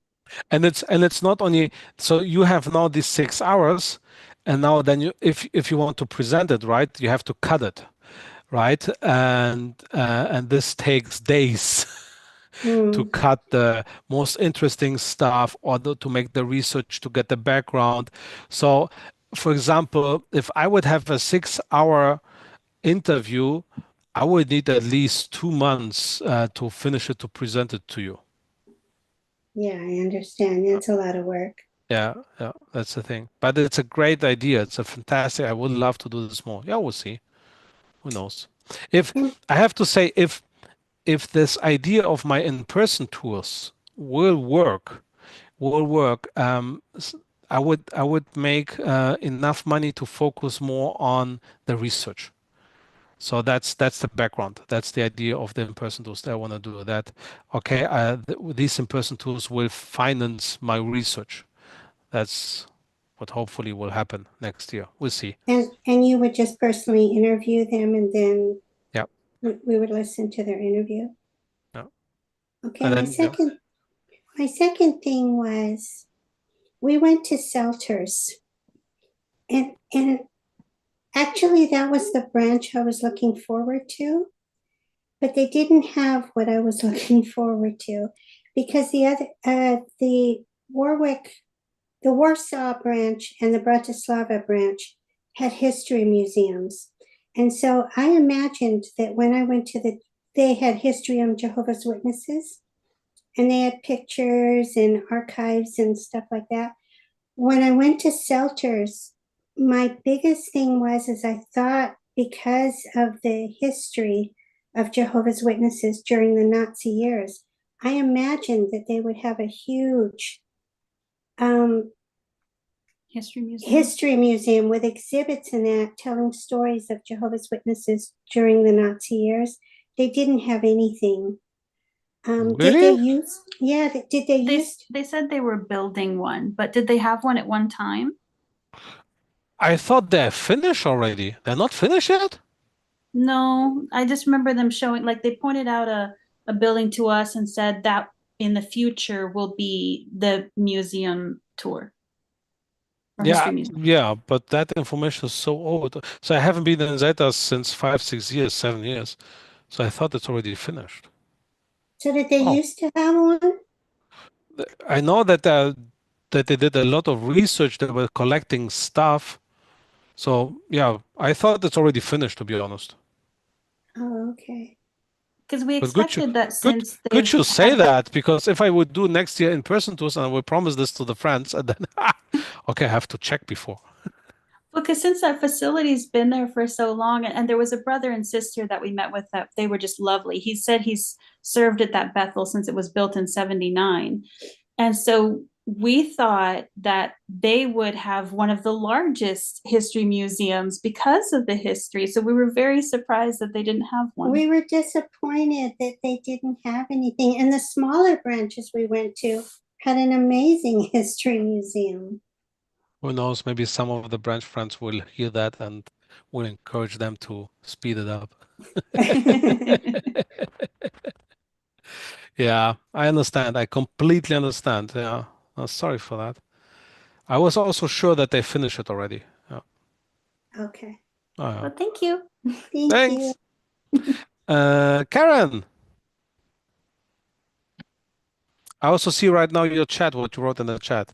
So I don't know Yeah. why I think it's Zoom who kicked the hands Yes. down. Yes. It's not me. It's No, not I me. know that. I almost didn't get put in some service groups because my hand was down and it keeps going up and down when I have to put it back up again. I have to say the Death March is one of my favorite virtual tours too. And it just talked about how the group came together, the 200 and plus 30? friends. Yeah. And that I remember 18 were women, sisters, and that, but that was just so beautiful. And we were just here in Florida invited yesterday to a special talk given by the DRC and how much we need to be working as a group together, especially as we get close to the end.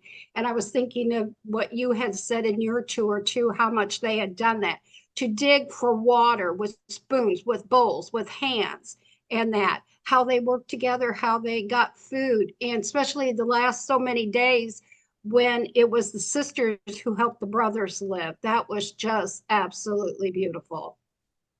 Yeah, thank you. Yeah, it's not me who I have to thank because it's not my Yeah, story. It's a but it's story that just, really happened. It's but it's how you present the story because I agree with the sister.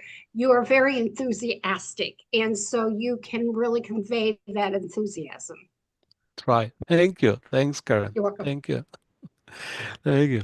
I got also Monica's asking where do I find the schedule for the tour? I think I missed it today, or was it a discussion today only? Today it's only discussion. Today is no really tour. Today is what we do now. We just talk, answer question.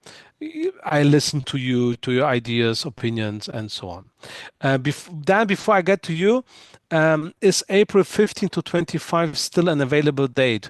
Yes, yes. For the in-person tour, if you want to come from the 15th to 25th, yep, definitely. It's still available. Just let me know. Dan. Hello. Hey, Hey, yeah, Dan. like the others have said, my gosh, if the end came and I could pick a brother that I want to endure those last days, your thumbs up. I mean, your enthusiasm is very, very, very big, strengthening, and your knowledge is very expansive. But you can see the fiber of the truth is goes deep in you. I like what you said that it saved your life. I mean, it's in combination with today's Watchtower, is pretty powerful too. The culmination of Jehovah's allowing the nations to govern themselves. It's about to wrap up. That's just astounding. But my other thought was had a question about because I go to the My Virtual Tours website and Yeah. I don't see your tours on there, like any of them for the whole month of December. Okay, But so because I did not send them to yet. It's my mistake. okay. They are waiting. I will do this tomorrow. So tomorrow is no tour because tomorrow is broadcasting day. So Yeah. tomorrow is no tour, and the next tour will be again on Sunday. So from next Oh, Sunday, every Sunday and Monday for 3 weekends, I will focus on the GDR time. good. So from next Sunday, Sundays, Mondays, and 3 times, 3 weekends, only GDR time, same Zoom, all the thing. But I have to write to Stalin that he will put this on the calendar. Yeah, I No, you were forgot to. talking about moving the time. So you mean GDR time? You mean your time? You'll be moving instead of 5 o'clock Eastern. That's where I am. I'm in East Yeah, Coast. so we're now talking about the story after the Nazi time. So GDR Oh, is East oh, oh, Germany. oh, It's oh. East Germany. Sorry, it's I thought you meant the GDR. global time we were in No, no, now, no, and no, what? no, no, no, no, no. So Still the 5 o'clock here. same, yeah. Okay. 5 o'clock New York time. That And for stays. That you, it's stays. like what, 11? It's It's 11 right 11. now. It's 11. I, No, it's after midnight. No, it's yeah. after Oh my midnight. Yeah, gosh. Oh my yeah. gosh. It's okay. I like I it. couldn't do that anymore at 60 years old. Yeah. No, Oh so yeah. You but definitely, yeah. Every Sunday, except the broadcast on Monday, right? But then every Sunday, yeah. Monday, definitely. But I Yeah. have to do this tomorrow to send it to Stalin. Yeah. That, Good. Because I would have had withdrawals for the next month or whatever. I thought you yeah. were taking a month. No, no, no, no, no, no, definitely not. No, I need to survive. You did. You make a donation last week. Yeah, I got it. Yeah, I saw it. Thanks. Good. Thanks, Dan. Thanks. But All right. Jordan, you have to leave, right? So yeah. So before Yeah. Elizabeth give John, can I let's ask John first because dinner is waiting. Yes. So, dinner is basically ready now by the time this message is out. But yeah, enjoying it so far. You ever going to do something like this at all? Like let us all ask questions on a free basis without a tour with somebody. Sorry, You're I gonna, just again, so, please. are you going to make the like us freely talk to you like this as a regular thing, where So this is just a one? when we so this is the first time. Oh, If you like it, I will do this again. Yeah. yeah. Actually, yeah, I kind of like doing it, but I was unprepared at the moment, so Yeah. didn't So really what I have a think is question. I would definitely do this when I would do now the 3 weekends of the GDR tour, right? After that, we would do definitely the same thing and talk about the GDR and the Nazi Ah, time. So I will definitely do this at least once again, for sure. And yeah, and if you all like it, we can do this also regularly. I don't know, once every 2 months or something like that.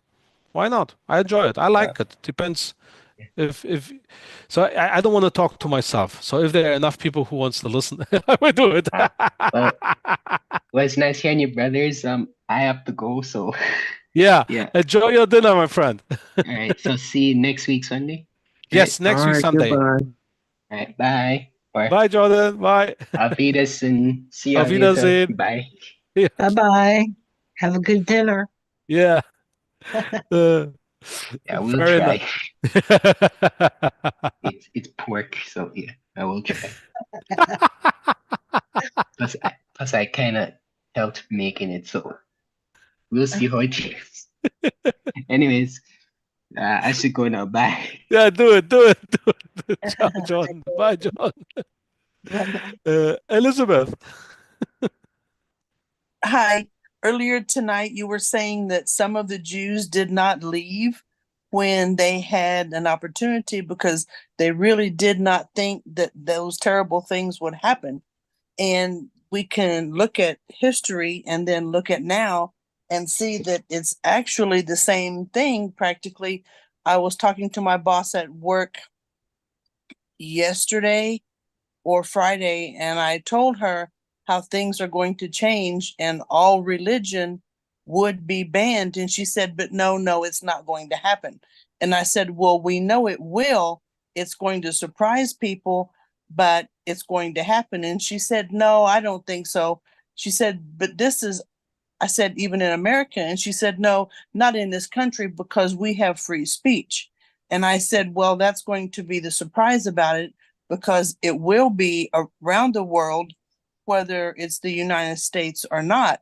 And she said, no, they can't do that. They can't arrest people because they have their human rights. And I said, okay, so when they come to here at the work and they are asking you, do you have any Jehovah's Witnesses that work here? What are you going to tell them? And she said, I cannot give that information out because that's privileged information that's in your file. She goes, I can't tell that. I said, so you want to go to jail for me? She said, that's not going to happen. That's not going to happen. And I said, okay, well, we will wait there and see. I said, and then later I said, we'll talk again. And she said, yeah, we'll just wait and see. Yeah, very interesting. Thanks, Elizabeth. Yeah. I had the discussion. Who was it? Was it work? I don't remember. And there were also the same thing. Also the same thing. And then I said to him, you know what? I really like you, but I'm sure for 100% when it will happen, you will be the first who would tell everybody that I'm a witness. No, no, no. So yeah, because if they put a gun on your face, You would tell them that I'm a witness, for sure. Yeah, I told her, I said, okay, well, when that day comes, I said, then you'll see that it's true. I said, I'll give you a hug and I hand you my keys and I will leave. And she's like, oh, it's not going to happen. Yeah, yeah, and that's it. Because the thing is, I understand that Jewish people who stayed in Germany, you know,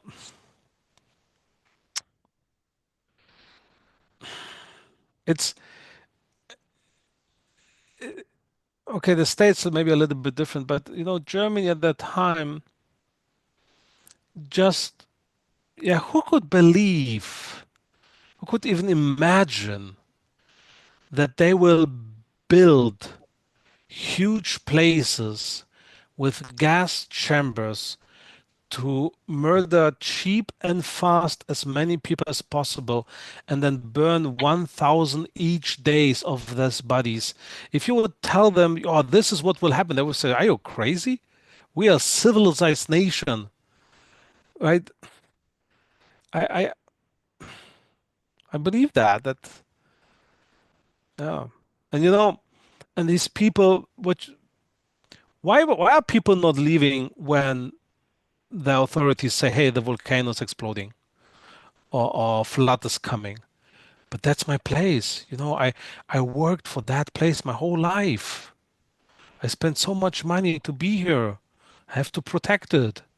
And then they stay and die. And the Yeah, same she also says she yeah. was says she was raised Catholic, but she has no biblical information. So I'm up against a very Catholic person, but they have no knowledge. So I'm thinking, what will be my next conversation? Probably I will use Noah because he told them something that they had never seen. Nobody believed it because it had never happened before.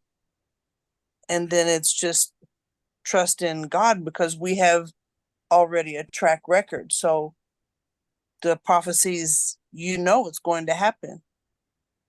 Maybe she'll see. Yeah, try. You're right. There's so many possibilities how to talk with people who say I'm this, but I'm not. It's the same. You can talk with a Muslim. You can talk with whoever who just is by its name. So it depends. When I know that people a little bit better and have a good connection with that person, right? You can't do this in the beginning.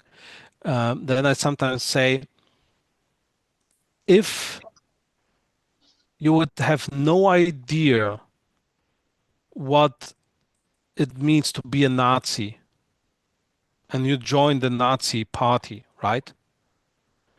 And then you get to know what the Nazis did. Would you stay or leave? And I say, of course I will leave. And then I ask, okay, so if you get the truth, what the Catholic Church did, why are you staying? Right? Or it's just tradition. And so, but it depends. You have to see how good you in the relationship with this person is.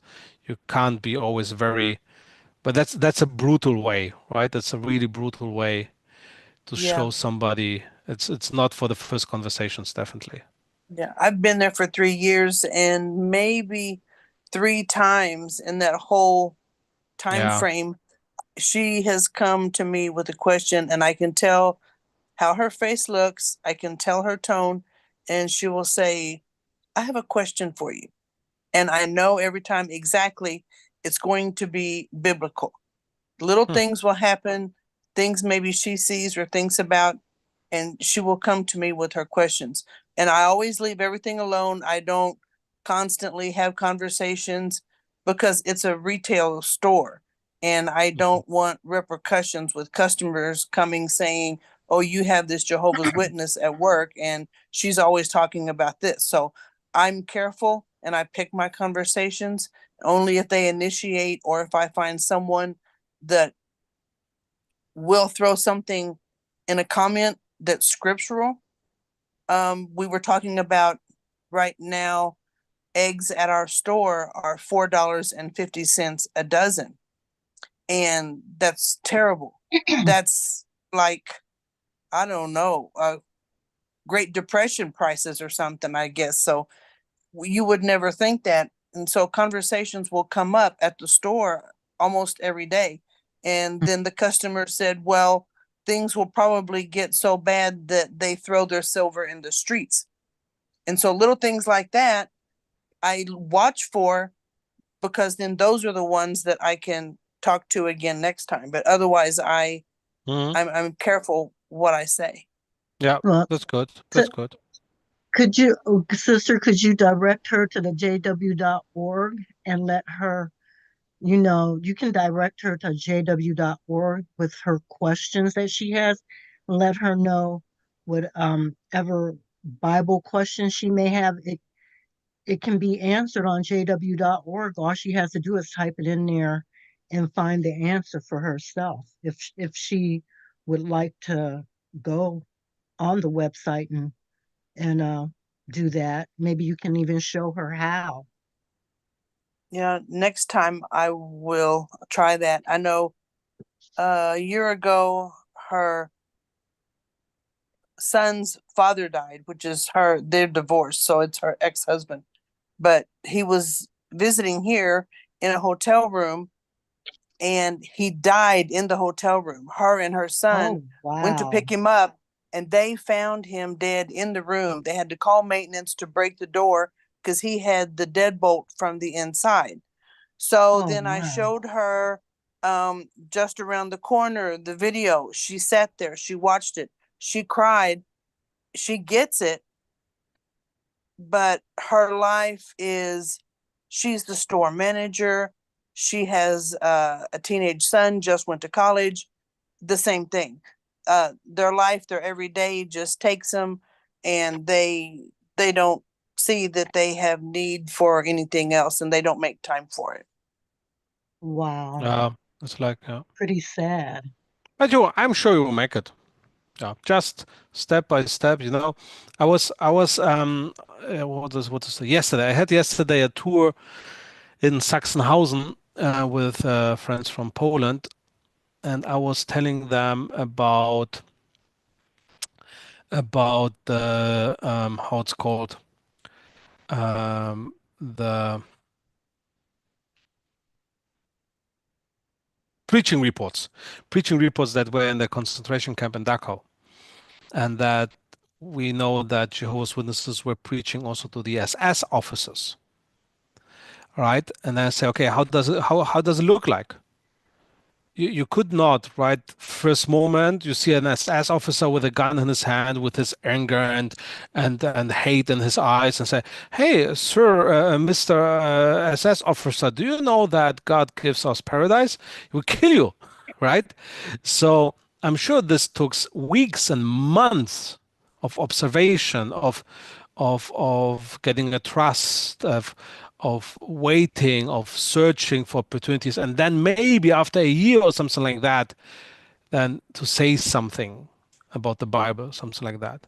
So I always say, so that time before that Jehovah's Witness was spending time on observation, on talking to that person about other stuff, it's also preaching time, right? Because he prepared himself and that person the same ground before he could tell something about the Bible. So we should take time. Take time, no stress, talk also about other stuff, and then yeah, search for opportunities. I think it's always better if the person asks a question than I would force a conversation. Thanks, Elizabeth. Thank you. Arlene. Yes, hello. I just wanted to say I found it very fascinating and faith strengthening. So I watched the little videos about the history of Jehovah's Witnesses in Germany. And so I found it most interesting how you went way back in history, like into the 1600s, and how that laid the groundwork, and also fast forwarding even like to the Berlin Wall, because I hadn't heard too much about the Berlin Wall for a long time, but I know it was very, very major. So it was very fascinating to hear a lot of the information behind the scenes. Oh, nice. So especially the Berlin Wall thing will be in the next 3 weeks. So from next Sunday on, um, I will talk about the time before the war, Okay. Sunday and Monday. Then in 2 weeks, Sunday and Monday, I will talk time about during the war. Yes, and in 3 weeks, Sunday, Monday, the view from East Germany. Okay. Yeah, I found So that very fascinating because like it's a long time since we read the yearbook, and at one point we were told to the society sort of encouraged us to get rid of a lot of our hard copy publications. yeah, Like yeah. so. Anyway, it was fascinating to hear more information about that period in time. Very cool. Yeah, so we got more. You will get more. And I So have thank also you so very many. much. Thank you, Aline. I have also so many interviews already finished with Jehovah's Witnesses telling about their stories in Eastern Time, but they're all in German. So I have to cut them, translate them. This takes time. So I have more. I have more for you. So to get to know. Thanks, Aline. Okay. Thank you. Well, thank you very much. Dankeschön. So no chat, no question in the chat. No raised hand here. I liked it. 1.5 hours just talking and chatting, listening how great I am. No, it's, there's always one good thing to hear how fantastic you are. This helps you to work on your humanity. What's in English? So my wife is always beating me. That's very good. Leo. I have a question. When can we interview Sister Inga? Yes, yes, yes. So, dear friends, Leo and his mom, and they reminded me that long time ago I talked to Sister Inga and then I forgot. And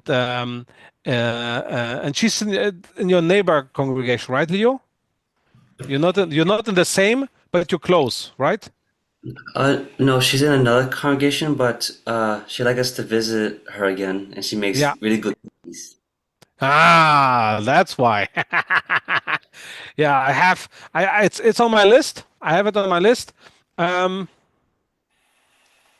you know what, Leo? Yeah, let's do it because you know what?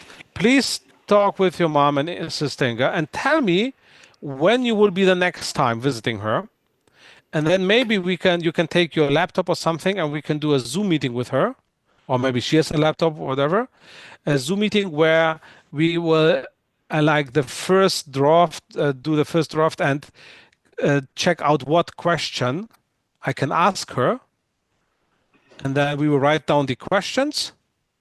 Then we will give her some time to prepare for that, and then in 3-4 weeks we meet again and do the right interview. What do you think about that? Dankeschön.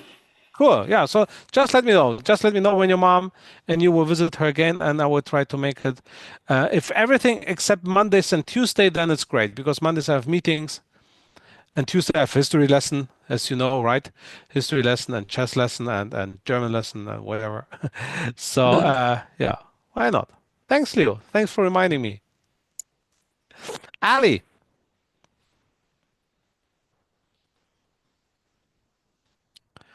Hi, yeah, I'm here. Hello. Hi, good evening. A couple of weeks ago, either last week or the week before, I can't remember now, when you were doing one of your tours, I didn't quite hear what you were saying, but you mentioned something to do with around the wartime. You mentioned about a clothing company coming from sort of to do with the wartime, and then something to do with Volkswagen as well.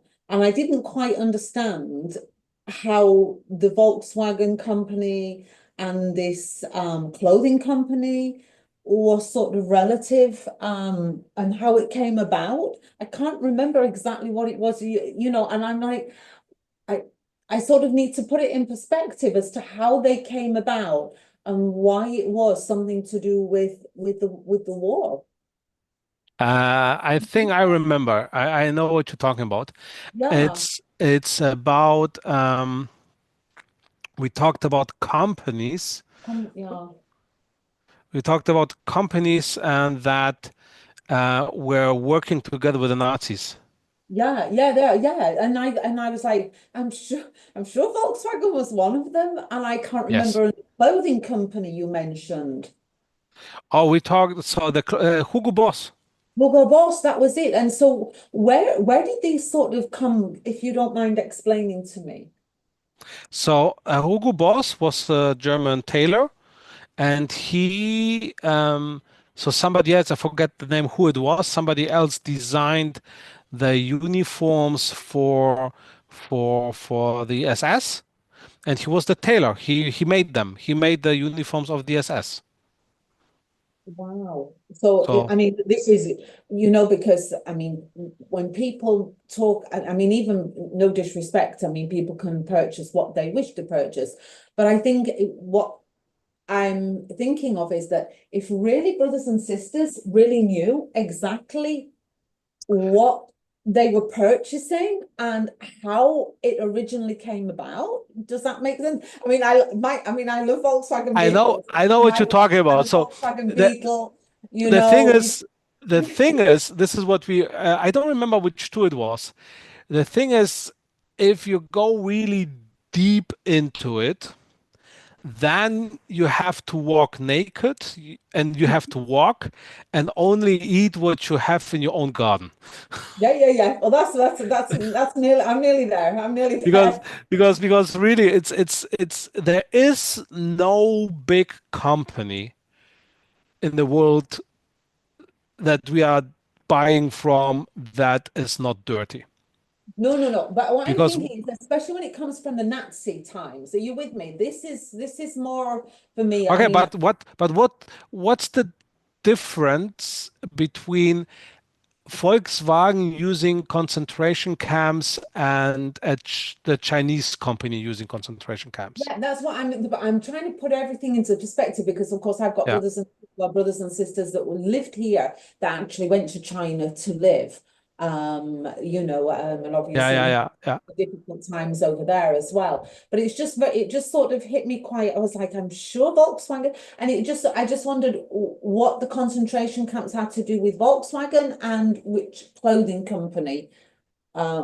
It's sort of that because I mean, I watched some tours a few years ago, and they were talking about how Peter Pan came about, and when you go back through history, and I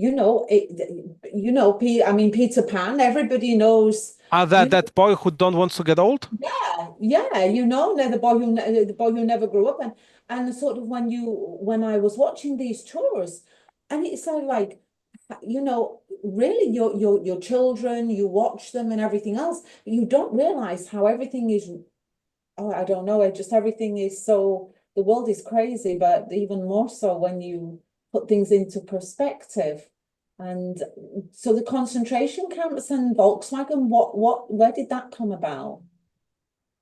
So all these companies that I was talking about, they used prisoners from the concentration camps as workers. Oh, And their factories became sub camps to these concentration camps. yeah. So you have like franchises, like facilities, something like that. Yeah. Because mm, an example. So you have the concentration camp in Sachsenhausen, and you are a tailor, right? And the government is giving you an order, make 100 suits every day, and you say, hey, great, this is good money because it's government money, right? So why should you not take this contract, right? So you take this contract and you try to make this 100 suits every day, but it's possible. So you have to hire people. And then the camp officer comes to you and says, hey, you know what? I can send you for very, very, very, very low money, 100 tailors or 50 tailors or whatever every day. And then they decide, okay, let's make a barrack close to your factory so they don't have to walk from the camp to your factory. They can sleep in a barrack close to a factory, so it's faster to get there. And then you say, okay, let's do this, and then, now you're becoming a sub camp. And this is what Volkswagen did. This is what Bayer did. This is what all the others did.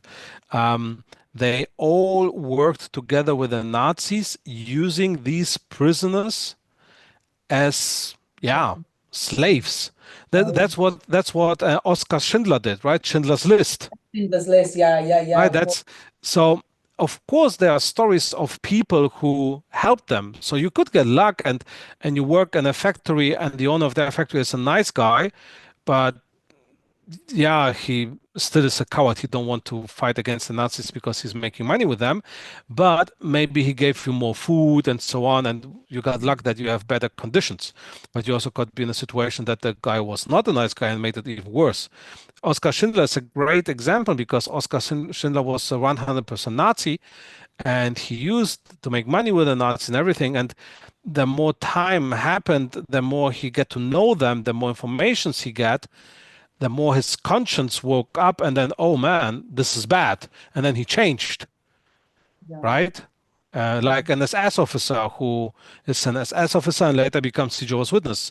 So getting more informations, oh man, my conscience, and then you're changing. So the problem with the German companies is that there's basically no German company which did not work with the Nazis, right? One of my favorite is Bayer, right? The aspirin. Aspirin was tested. Don't speak to me about pharmaceutical companies, because that's like it's the worst for me. Yeah, it is. It is. But aspirin was tested in Sachsenhausen, and that's why it works so great. I know, So yeah. that's Just quickly asking you, you mentioned about Schindler's List. It's a movie that I've watched, of course. How real actually was everything portrayed? Because it's something that when you watch a movie, you're not always sure how, until you know people that lived in them times, how real Schindler's List, the movie, actually was. Because we're talking about a 3-hour movie or more. it's a long time ago when I watched it, but as I remember well, Steven Spielberg tried really hard to make everything real. That I'm sure there are some things for the dramatization, right? Yeah. But I would recommend that movie as a very historically point of view, very right. It's very poignant. What in English you would say poignant. It's very poignant movie. Absolutely. Yes. Yeah. Okay. Sorry, But it's so late. no Sorry, problem. All good. All good. I apologize for that. But I was I thinking. was just very interested. Thank you so much for. No problem. All good. Don't apologize. No. Appreciate. There are also so if I don't know if I ever did this. My favorite, if you can say something like that, my favorite movie about the Nazi time that I always recommend to everybody. It's PG-13, but I really recommend to kids, to everybody. It's really the best movie ever made, I think. Okay. It's this one. It's beautiful. Okay. That's for me, that's the best movie ever made. It's a complete fictional story. Yeah. Complete fictional. It's fantastic. Because here in Spain, there's a new movie. I'm not sure if anybody's spoken to you about it. There's a new movie, and strangely enough, I was speaking with my mother-in-law. Just I was invited to her home, and What's she the was name? I'm just looking at it, but it's apparently it's from the Nazi times, but they said, I thought that when she was telling me about the movie, she was telling me, and she was saying how much, because she's 83 years of age, and it's always interested her. She's Catholic, but she's always been interested in the war times, the Nazi times, and when she was telling me about this new movie that's just been released just last week here in Spain, I need to find the name of the movie, and it's all Spanish actors. So I'm not sure if it's available. It's sort of in Europe. It's sort of either being with subtitles. You know, it's let me have a look, the new Nazi movie. But I thought it's called let me see where it is now. Oh my goodness. It's a new movie, and they said, I thought it was real, if that makes sense. I thought not real movie, but I thought it was based on real facts, but apparently it was to do with somebody who actually, he wasn't really real. It was all false. It was what's it called? When did it come out? Marco or something like this. It's a brand new movie. It's just come out I think it was just released last week in Spain. Last week? Just last week or the week before, it's just been released. Okay, so in November. Marco the Invented Truth, La Marco, Verdad yeah, Inventada. ese, sí, yeah. And I thought she must, and I was thinking, well, maybe it is based, but then when I was reading about it, they said, no, it didn't really happen. And I'm thinking, so why would you make a movie? Not you know, obviously I think she thought it was based on true life, and that's why I want to try and get some of your videos, because it's something that interests her, because she's Catholic. We all know how big the Catholic Church was siding with the Nazis, and how they, you know, they were there blessing them, and you know, and It's a biographical thriller drama movie. So if it's a yeah. biographical, it must be. So I want to get yours, because now I can have yours with subtitles in Spanish. I So want it to be says able. that Enric Marco Battle, he lives, a Catalan imposter who claimed to have been a prisoner in Nazi German concentration camp Flüssenburg in World War II. He was awarded the Croix de Saint-Jordi by the Catalan government in 2001 and wrote a book. In 2005, he admitted his claims were false and returned his medal after his deception was revealed in the university. So it's about a guy who said he was in a camp but never was in a camp. Yeah.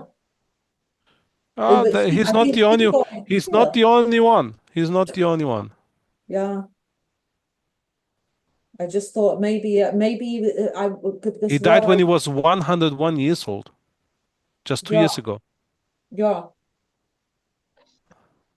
I wondered if Interesting. anybody had actually sort of in Germany knew about this story.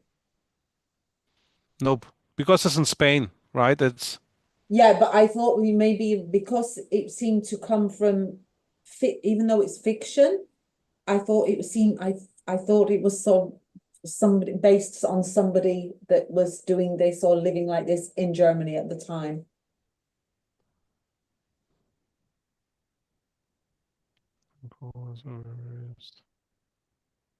But maybe not. I'm sure it will be released in Germany, definitely.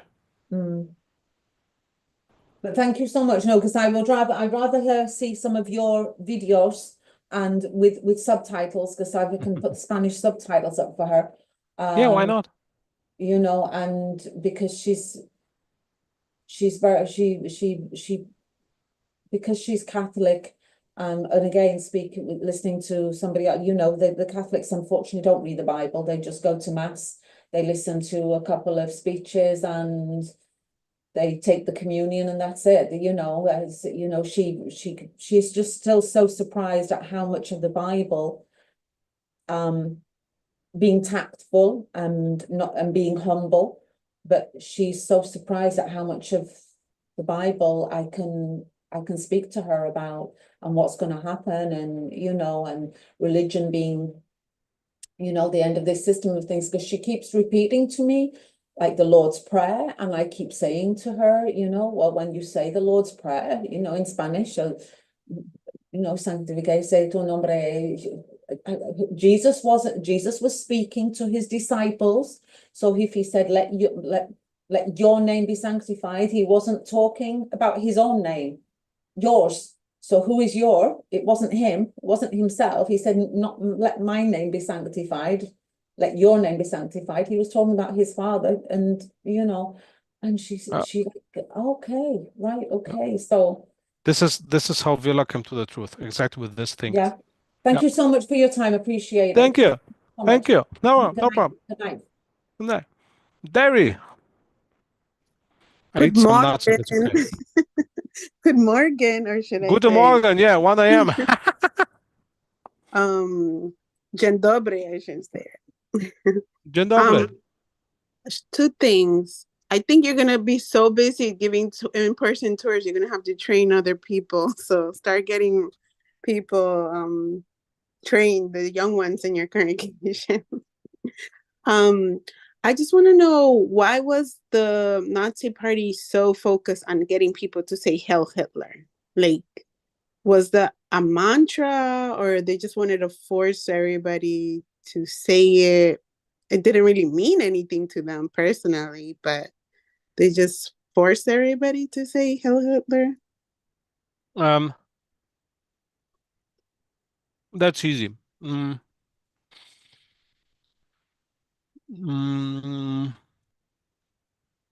We human beings need and like to have a leader. And even if it's a stupid leader like Adolf Hitler, right? But we want a leader. Human beings want a leader. That's why Jehovah's Witnesses like to be Jehovah's Witnesses, because they choose Jesus and Jehovah as their leader. We are not possible to live without nobody telling us what we should do. And the Nazis, the psychologists, they understood that we want a leader, that we need a leader, that we love to be guided. So they were working hard on the cult of the Führer. They were really working hard to create this cult around Adolf Hitler, so that the people will have this godly trust, this Messiah thing into Adolf Hitler. You know, in schools they even teach the Lord's Prayer, saying Adolf Hitler who gives us bread every day. So they were saying a Lord's Prayer to Adolf Hitler. Oh my And gosh. yeah, it's crazy. It's crazy. So this Heil means salvation. And today psychologists know that if you repeat something 1,000 times, 3 years, every day, then it is so much burned in your brain that you will believe it no matter what.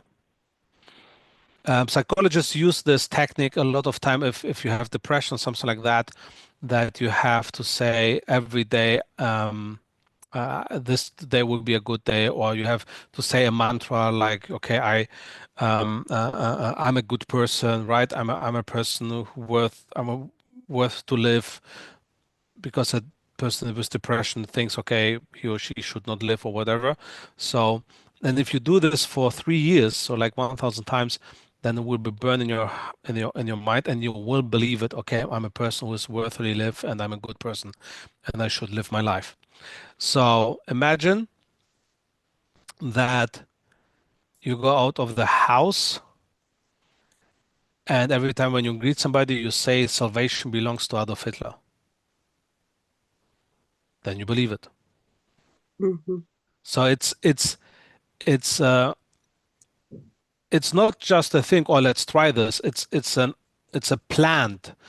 They plant this, how to create that cult around Adolf Hitler, that the people will,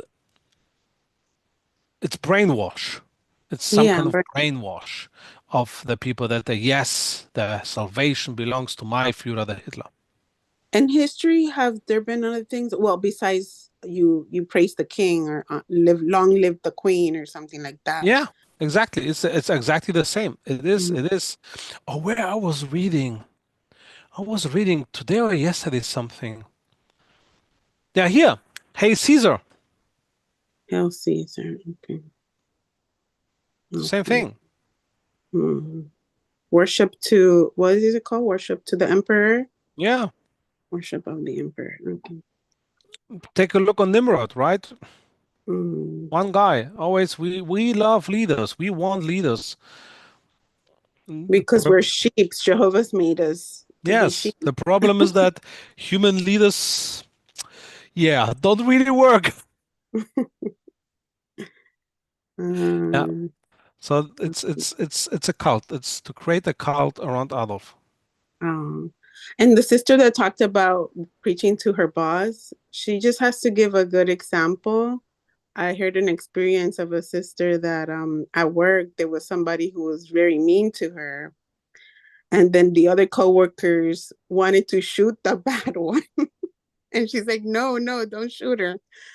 But they later on, the mean one became a witness and all the other ones just because of the good example Wow. of that sister. So just give a good example.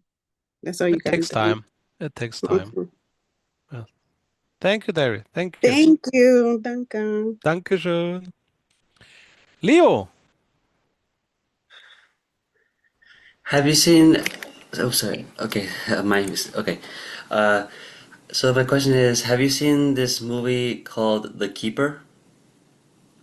I have to check what's the German title because a lot of time the German titles are complete differently than the English. They translate it very weird. So let me check The Keeper. David, It's that's a German movie. Yeah, it's a story about an SS officer, and his name was Bert Troutman, and his story begins like he was an SS officer, and the Germans were approaching closely to England, but then later he became a goalkeeper in England. Oh, that's interesting. No, thank you for that. Oh, in German, no, try. So what's the German title for that? That is what an interesting story. Let me check. What's the German title? Languages. That's a German. And there's another movie entitled Irene's Vow. Again, please. There's a second German movie entitled Irene's Vow. It's a story about a Polish Jewish woman named Irene. Oh, this is something. Yeah, yeah. Something rings. Wait. Let me first check. I need the. Okay, let me first check the first movie. I have to check if it's available in Germany. Troutman biography. It's called Troutman. Yes. Doctor. Check. Wait. Oh yes, you can watch it in Germany on Prime and Apple. Okay, cool. I will You watch should The watch it Keeper. with your wife, and I think you really love it. Okay, cool. Yeah, I will. I would definitely. And the other one, what's the name of the other one? Irene's Vow. Irene's Vow. That's a very good movie. How you It's a write story vow in about English? How you write W? No, how you write the vow? VOW. VOW. Oh, how come? Ah, bow like. VOW. E, as in And Victor. Irene. Wait. It's actually Irina's, I think. IRENA apostrophe S. Ah, here got it. Okay. I watched that. Yeah, it's Our Arena. Yeah. library. Our library has an app. I think I watched that on there. So because it in United States it's rated R. which see I did this. not Yeah, realize. yeah. Again, I don't want to say anything wrong about that, but sometimes some movies that are rated R in America makes zero sense. Makes Yeah, absolutely zero. I don't get this. I don't they've understand. changed a lot. It's you know, of course, what do you expect in a movie about the Nazi time, that there will be no killing? Right. You watch about a historical movie where things like that happened. One of my favorite example is a German movie which is R-rated because of nudity, and the nudity is that naked man goes to the gas chambers. That, this is nothing. Right. Not I can yeah. This is nothing sexual, right? Mm. It's people die. So Arena's Wow is not available in Germany. Well, for now you can see the first movie. I think you like So it's I The found Keeper. yeah, in Germany the keeper is called Troutman. So in Germany it's a different name for that. And yeah, nobody knows Arena's Wow. Nobody knows that movie in Germany. There's nothing. There's no information. There's no. It's on YouTube. It's on YouTube, Oh, but on Yep. American YouTube. Oh, okay. that's possible. That's 2024 2023. Exclusively filmed on in Tubi. Poland. No, I found it. I found the movie. So before I search any movie, So people that were in the movie. I always search here, right? Yeah, when That's she the was a movie. kid. So I found the movie, but it's not available in Germany, and there are also no informations about it in Germany. Zmienia świat swoją odwagą. See, it's not. It's a Canadian-Polish production. Oh, it was just released this year in Canada, so maybe they will release Yeah. it in Germany. It's not nowhere. So maybe they will come, and maybe yeah.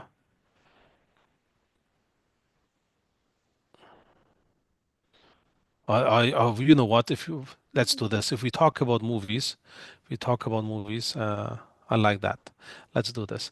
Here, next recommendations. Okay, I have to remember that. Wait.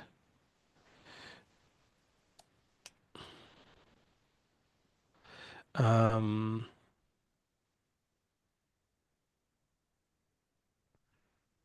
I don't know if I remember this movie, but it's PG-13.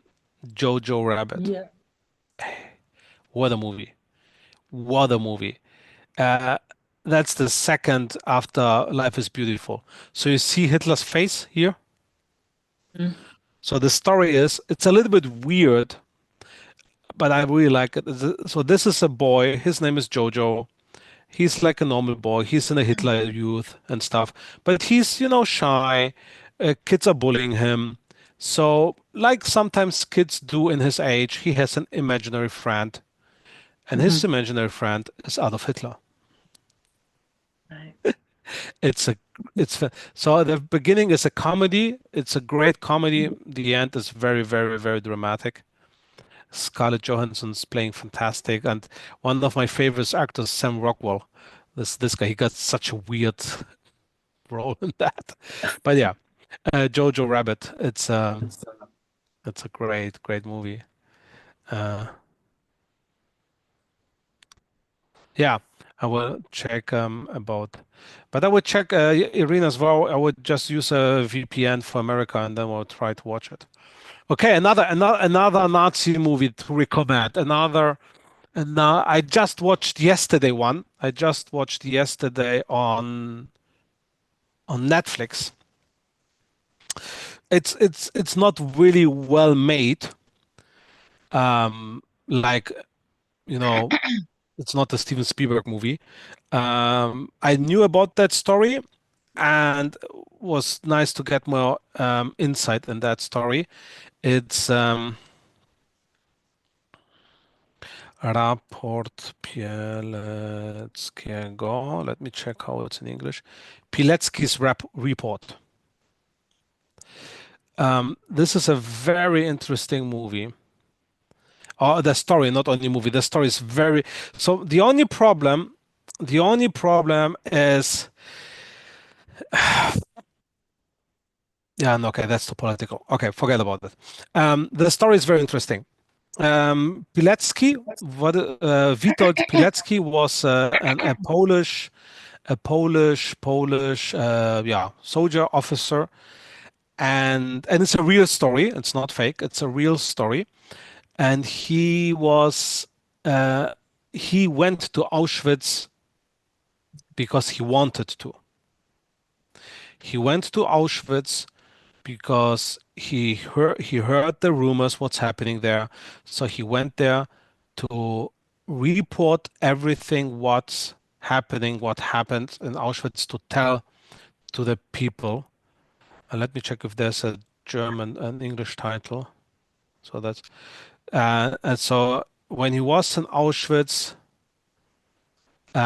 he also made it out of Auschwitz, and he met this report telling like the first guy about Auschwitz. So I don't want to spoil too much. It's very, very interesting what happens after that. It's more interesting what happens after that. So it's a very sad story about that guy. My wife Viola was asking, so if you watch it, you don't hate the people, these people who made the bad things? I said, yeah, while I watched it, I did. But then when I finished it, I was thinking about that. My only the feeling that left after watching that movie is never trust politicians. Never. There is, so he's dying for his nation, right? For his fatherland. And after I watching that, I said, hey, people think about their country, right? I love my country. This is impossible. You can't love your country because something it's not touchable. It don't exists. A country is not a thing that you can touch. A country is not a person that you can love. So if you want to love your country, you have to make up in your mind and think about your country in a way of a person. But the problem is this don't exist. Your country, it's not a nice woman that loves you back.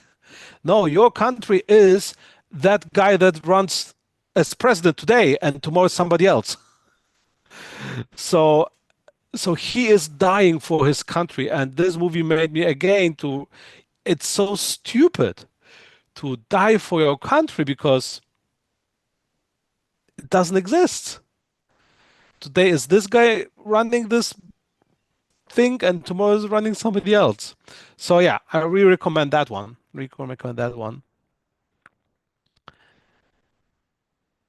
The brother Leo mentioned what was the full name of the keeper. Ali, you asking about the movie of the keeper, or what you're asking for? Or Leo's first Bert name. Troutman. Yeah, Bert it's Troutman. Troutman, yeah. And it's on Prime. Oh, and right now, oh, that's cool. Normally it's cost $10, and right now it's for $4. I should maybe buy it. Troutman, just Troutman, yeah. Yeah, it's Troutman and his wife, Margaret Troutman. And it's a real story. It is a real true story because you see, I went through the whole story was so you see, Troutman did not have a wife in Germany, so he actually married a British woman. Yeah, that's him, Bert Troutman. Yeah, that's the real one. Thank you for that. That's really interesting. And for him, he was an SS officer. So that was a question, Ali? Hi, no, what is the movie just called? Like Keeper, or is Depends it where. So depends. The so Keeper. some in America it's called The Keeper, And in Okay. Germany, it's just called Troutman.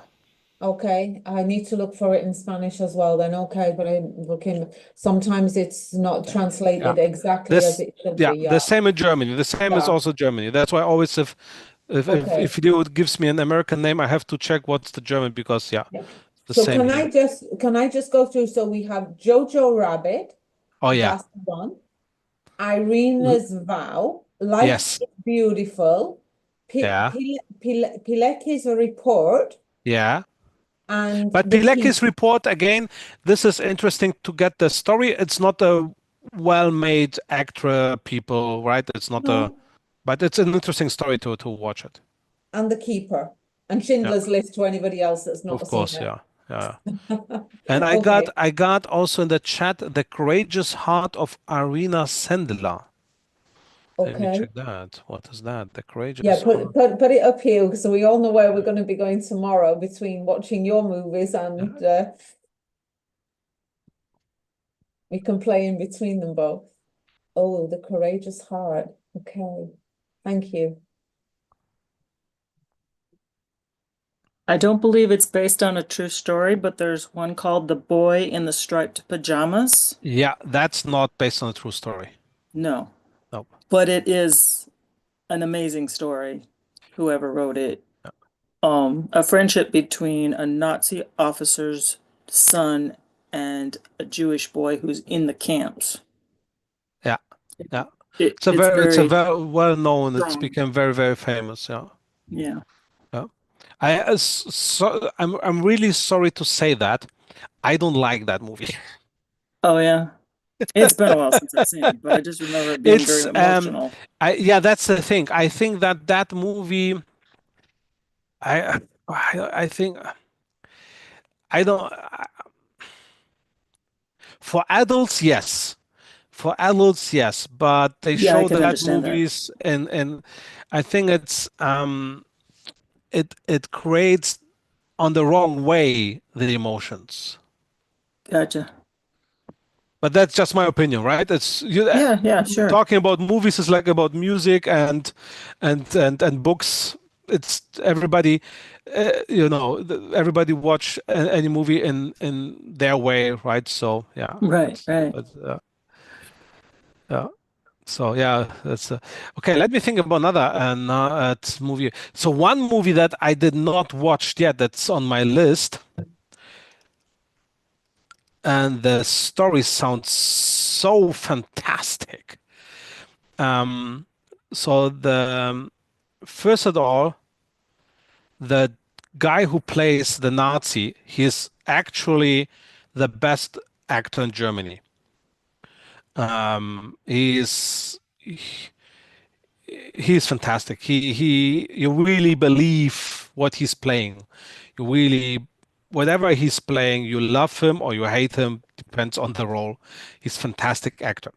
And the story is this. I also don't know if it's a real story or not, and I did not watch it yet, but it's on my list, and I wanted to watch with my wife, and I said, no, I don't want to watch it. So it's also not written if it's R-rated or not. I don't idea. So the Nazi guy wants, for any reason, I don't know why, wants to learn Persian, and that Jewish guy is arrested in a concentration camp and should be killed. But when he heard that this Nazi guy wants to learn Persian, he says that he is Iranian, he can speak Persian. So they don't kill him because he will give to the SS officer Persian lessons. But the truth is, he can't speak Persian. So he's making up a language as long as possible, because as long as he's teaching him, he will not be killed. So I really like that topic. It sounds fantastic. I have no idea how it's end. I have no idea if it's a true story. But the idea that you try to do anything that is possible to survive. Yeah. So that one. Persian lessons. I Oh, found it on Amazon, not say rated R. It says 16 plus, but it does not say R. Okay. So yeah, I didn't watch it yet, so I don't know. Yeah, yeah. Another movie that I also really recommend is this one, but that's hot. That's wait, we have in Germany a different title. Is it this one? Louis Hoffmann. Yeah. Um, but is that R-rated? Yeah, it's R-rated, but it's R-rated because yeah, it's war. Um, but I yeah recommend that. It's a very drastic story. It's a real story. Germany, Nazi Germany. So we know that the Americans came on D-Day through France, the Normandy, right? The Germans expected the Americans coming through Denmark. So they put on the whole beach on Denmark mines. But then the Americans came through D-Day, through Normandy. So yeah. So when the Nazis lost the war, the Danish government took all the young boys who were taken by the Nazi to the army when they were 15, 16, 17 in the last months of the war, and they took all of them to find the mines. And they did not care if they die or not. So it's a very interesting story because, yeah, who is the bad guy here? Is it that 17 years old boy that who was fighting for Germany because, yeah, what should he do? Is it the Danish government who forced these young boys to risk their lives to find the mines? But who else should take this? It's very, very, very interesting. But it's R-rated because of some, I think, because of some drastic scenes, because, yeah, some of the bombs explode, right? And the guy, the German actor who's playing, I really like him. He's a very young actor, and he's becoming famous now in Germany because he plays very, very well. Uh, what else? What else? Let's see what else they recommend here, and I tell you if I'll know that or not. The Captain. I didn't watch The Captain yet. I didn't watch. I don't know what this is. Stalingrad. Yeah, it's an old German. I don't know. From Zitronen, Son of Saul is on my list. I have to watch that yet. Persian lessons. What was that? I think I watched that. Ah, that was about the killing of Heydrich. Yeah, yeah. Nah. Even I'm a huge fan of Cillian Murphy. Yeah, it's a Hollywood movie. Conspiracy. I'm not a fan of Valkyr. It's not a movie that I recommend. Just for one reason, I'm not a fan of no Stauffenberg. Or other way, I'm not a fan that historians made Stauffenberg a hero. That's the guy who tried to kill Adolf Hitler, right? And now he's the hero. I disagree. I completely disagree, and so that's why I don't recommend that. If you want to watch to know the story, it's very, very accurate. They tried to make everything right how it was really happening, but I'm not. Yeah, nope. Okay, now he shows me all Tom Cruise movies now.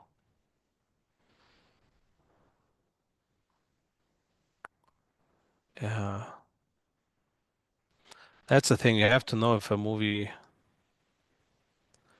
and why you watch the movie to get to know more or to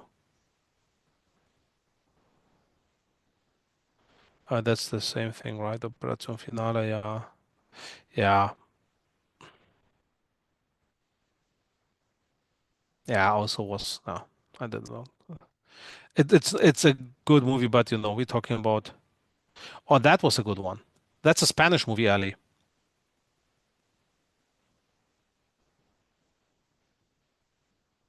I have not seen this one, Okay, but thank you. A photographer there, Mouthhausen. Okay. Oh, Thank that's you. there's a new interesting. one called Lee, Lee, about the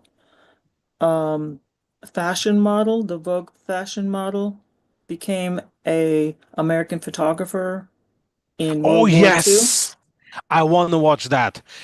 Is Yes, the this show? She's the one who made the pictures of Adolf Hitler's apartment. I guess so. I don't know. Yeah, I yeah, don't know a lot about it, and I haven't seen it yet, but yeah, it really sounded interesting. yeah. Well, It- especially because it's with Kate Winslet, right? So yeah, that's true too. yeah, she's a great actress. Yeah, I think that that she, and she made that famous picture. Um, if it's that famous picture that, so they went to they it was in Munich or somewhere in Bavaria, I think, and then she went into Adolf Hitler's bath tube and made a picture of herself taking a bath in Adolf Hitler's bath tube. Let me Oh, check. wow. Let me check. Fotografin in Adolf Hitlers Badewanne. Yeah, Lee Miller. You see? Yeah, Lee Miller. That's let me check with this. Yeah, Here Lee you go. Miller. That's Look at that. Great, great, great. Yeah, I want to watch that. That would be when Lee Miller took a bath in Hitler's tube. Yeah, that's a famous picture that she made. I didn't know that she was a fashion model, to be honest. They had, I mean, they were interviewing the actress. Who'd you say it was again? Um, Kate Winslet. Kate Winslet. She was on GMA. That's what we have. Good Morning America Ah, over okay. here. It's on every morning. They were interviewing her. That's when I first learned about it. I hadn't heard that story before. I don't know. For Germany, I don't know if it's Prino, but I knew that because you see, that picture is There you go. fantastic. If you take a look, you see here on the left Adolf Hitler, Mm, and it's just a normal tube, right? You would expect something, I don't know what I would expect, but definitely not that.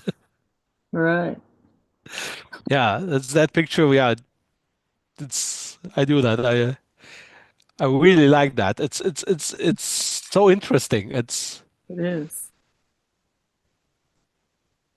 And then this naked statue. It makes no sense. Yes. The whole thing makes no sense. Oh my God, has this movie been made with obviously things have been replaced or put into his apartment or his house that they thought should be in there? I have no Or idea, to be honest. I yeah, don't know. yeah. Because obviously they've done it from like the movie side of things. I'm just wondering if they've sort of thought this should be there because what interests me is if he had this apartment or a house wherever he was, how far away from, I mean, he was at the end of the day, he was in charge of so many and so much that went on, even in the concentration camps. He put, Ah, you talk about Adolf Hitler. yeah, He was in this is Germany what, because that's in the south of Germany. That's in Dachau, right? No, not in Dachau. That's um, in Munich. That's in Munich. And Hitler was the last months in Berlin. So he wasn't at that place for months, I how think. how would they know that that was where it's where he lived or it's where he grew up or he was No, this married? was his private apartment in Munich that he Ah, had. So of course okay. he had also his castle, Right. right? Yeah. Then he had, of course, his apartment and office in Berlin. Yeah. So Yeah. uh, Okay. uh, definitely. Do you want Thank you. to do we want to look more about some movies? Let me think about it. If you want, you don't have. But I'm a movie guy. I'm a Yeah, me huge. too. Uh, I learn more about I history now. I hate bad movies. I really hate bad movies. So, Right. oh, I got a movie for you. I got a movie for you. I got a movie for watch that. Um,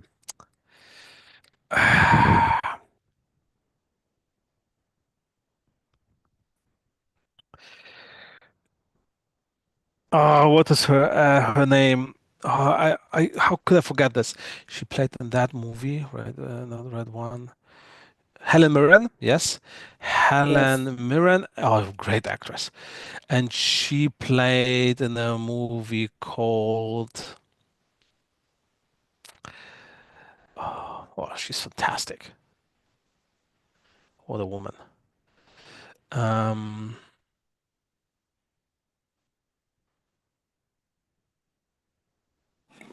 White Bird. White Bird. No, Yes, White Bird. I was thinking about this one.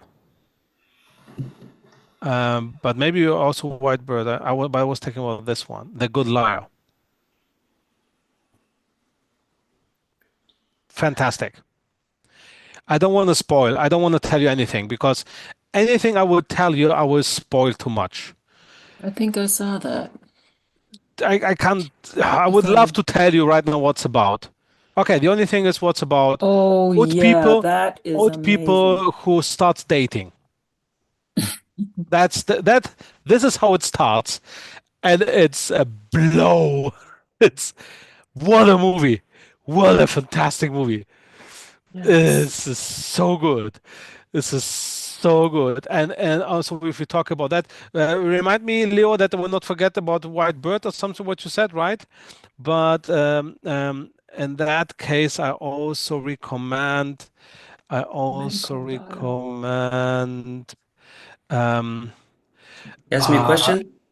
yeah, you said White Bird. It's also with Helen Mirren. Yes.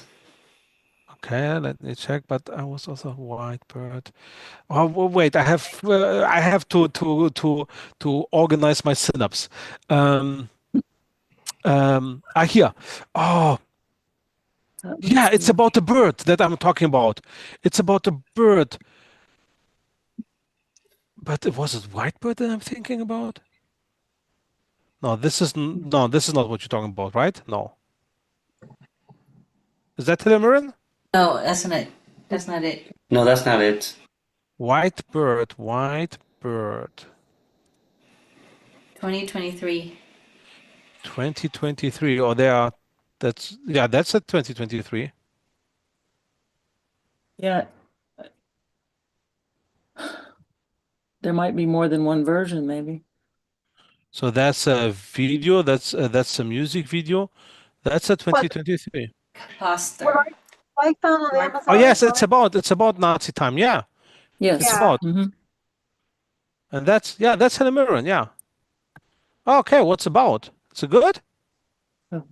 Haven't watched it yet. Okay, but the other one, there's another great movie with her. Oh man, all the movies are popping up in my mind now, right now. Um, um,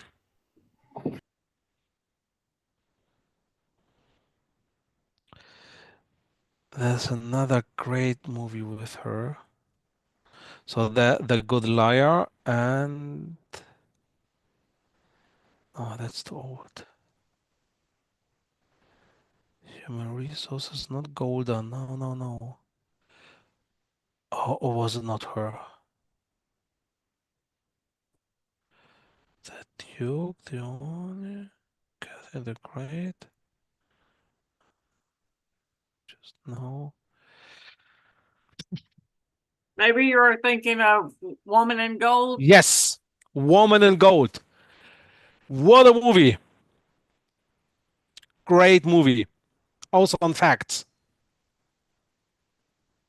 It's about that famous painting of Klimt, Gustav Klimt, Woman in Gold. I love Gustav Klimt. Great, great painter. And it's about a woman fighting years after the war to get the painting back. I Great just movie. happened to see this movie like 3 And days ago. It is oh, absolutely awesome. it is, right? It It is. is awesome. Yeah. Such a great movie. And all the actors, yeah. Ryan Reynolds even plays great. Yes, Ryan Reynolds was very good. Yeah.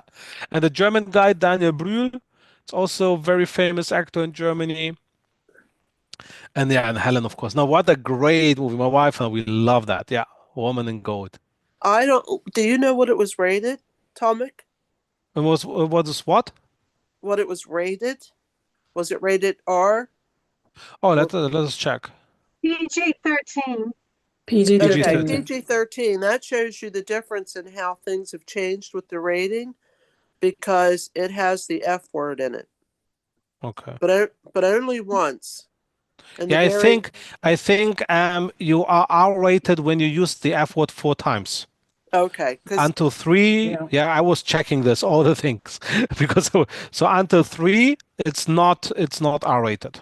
okay, because in the end he becomes very frustrated and he uses some colorful language, but Yeah, the movie was understandable. fantastic. It Yeah, it really is. was. It is. I also, that's a movie that I really recommend without any hesitation, definitely.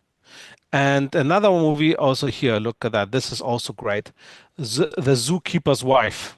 I was Old just Street. about to say that one. Yeah. Great Yeah. movie, right? Great. And it's a Yeah. Warsaw. It's playing Warsaw, Mm-hmm. about the zoo and how they try to save the zoo from the Nazis. Great movie. And also the same actor, Daniel Brühl. Yeah, he's playing all the Nazi stuff, guys. Yeah, that was a good movie. But there was another movie that was something about a bird also. Um, not mock, or maybe Mockingbird. Was it Mockingbird?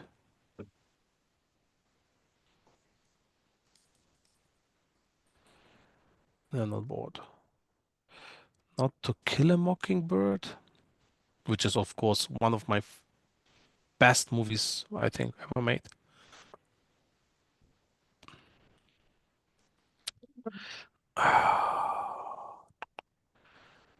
No, no, no. Oh, wie hieß der? In German, it was something with a Gold. Gold is. Oh man, I will not find it now. I don't know the actor. You're looking for To Kill a Mockingbird? No, no, no, no, no, no. I love that movie. I think that's one of the best movies. It's top 10 of all the movies in the world, To Kill a Mockingbird and the book. But no, no, I'm talking about. It is a bird. It is for sure a bird, but I have no idea which one. Yeah. Wait. If I search for Mockingbird book, that's always no. It's always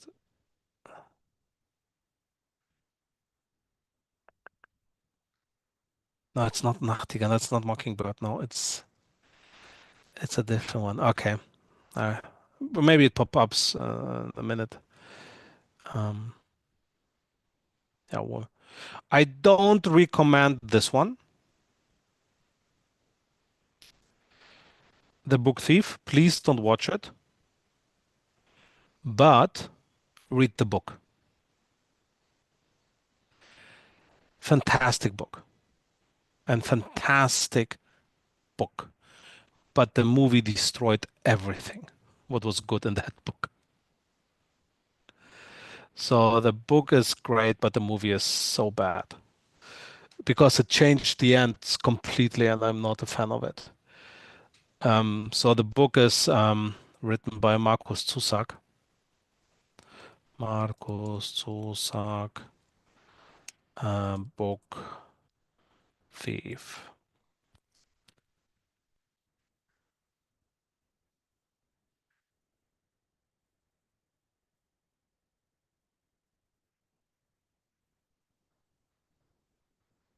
That's the book. So the story is pretty easy. The death is telling us that she would die in the early beginning. Great book. Audrey. Or can you put a list of movies on your website? Is that your question, Audrey? Yes, I was gonna say that I was thinking about it. I was really I I have millions of I was thinking about it. The problem is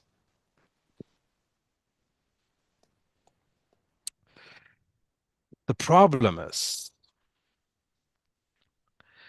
I can very, very fast offend somebody, right? If I would recommend an R-rated movie because I have no idea that it's R-rated in America, or then I check and then it's R-rated in France or whatever, and there will be always somebody who would say, "How can you?" And if I don't want that, I would have to. I was thinking about doing maybe an Instagram post and YouTube video saying, "Okay, I recommend this one," and explaining why. I think if I just would make a list without any explanation, this will not work. But make a list with a lot of explanation. I don't have the time to write it down. So I like what we do now. That's cool. Yeah, that's cool because I can explain why I recommend that movie, um, even if it's R-rated, because it's a war thing or something like that. Or if I don't know if the F word is there, then I think, yeah, I think you can on Netflix something like that say without, yeah. But maybe I would do this on the podcast with David. Yeah, I've been following you for quite a while, and I love, like everyone else has said, how expressive you are, and the knowledge that you have is just phenomenal for someone your age. But as we've been going through this, I've been writing, and I have like 16 suggestions now on either books to read or movies to watch, and I can't wait. So I love this chat back and forth. Yeah, I love Like it you too. said, maybe everybody wouldn't be okay with some of the movies that you suggest, but I feel like I've gotten to know you a little bit, and I don't think that you would recommend anything that would be harmful. Yeah, well, there is. Okay, should I say this? I don't. There's another Nazi movie, right? Inglorious Bastards, right? But that's a fictional story. It's a movie very brutal. So I would say, hey, this has nothing to do with real stories. So why should I recommend that, right?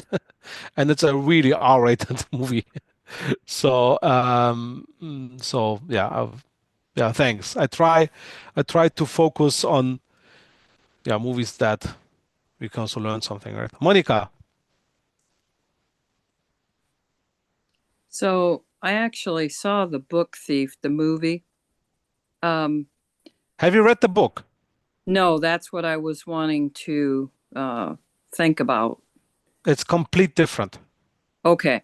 I remember It's how the end of The Book Thief turned it's out. it's complete different.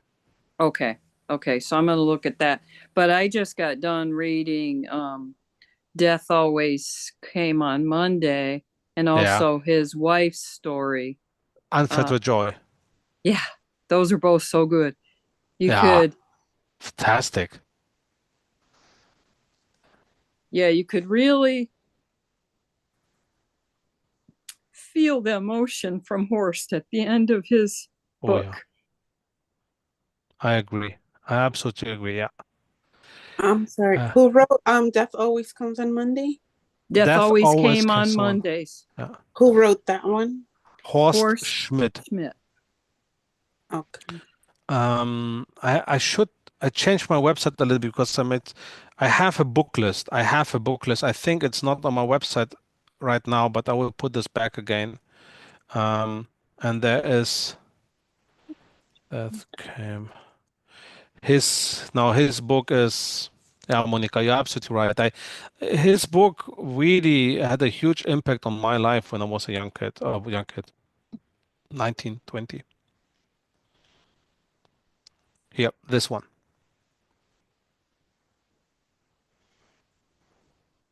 Great book. Yeah, his you could only get in print. Hers you could get a what am I trying to Ebook. say? Ebook. Yes, yes. Yeah, here. Yeah. Okay, that's in a language we can't speak. But I did get it in English. Yeah, definitely. You can definitely get it. Yeah. Hermine Schmidt. This I bought it. I bought it here. There's a Jehovah's Witness who made some printing of that. Here, look at that. Bookbind.net. If you buy it him, say hello. That's where I got it from them. Yeah, me too. Me too. I also got this 3 here. It's pretty expensive, but I think because it's also print on demand. It was worth it. Yeah, it's a great book. It's so here it is. Unfettered Joy. Mm-hmm. So small, yeah. That one I got for a little bit less because I got the ebook. But yeah, the book Thief. The book is fantastic. The book is okay. He's such a so the book the main storyteller is the death. So death is telling the story of Liesel. And it starts with the sentence, or or in the first chapter already, it's saying, so I want to tell you the story of Liesel, a young girl, blah, blah, blah, and she will die on the end. And this is how it starts. So you think, why should I read this? Why should I read a story when already in the first paragraph it's telling the end? Fantastic. How he made this, how he wrote that, it's fantastic. It's really cool. But friends, we have a small problem. My computer is saying I got 3% of my battery, so it will shut down in a minute. And the how it's called, the charger is in a bedroom where Viola is sleeping. I have to say goodbye because if I will not do this, my computer will do this. Thank you for joining. Thank you so I much. really love that.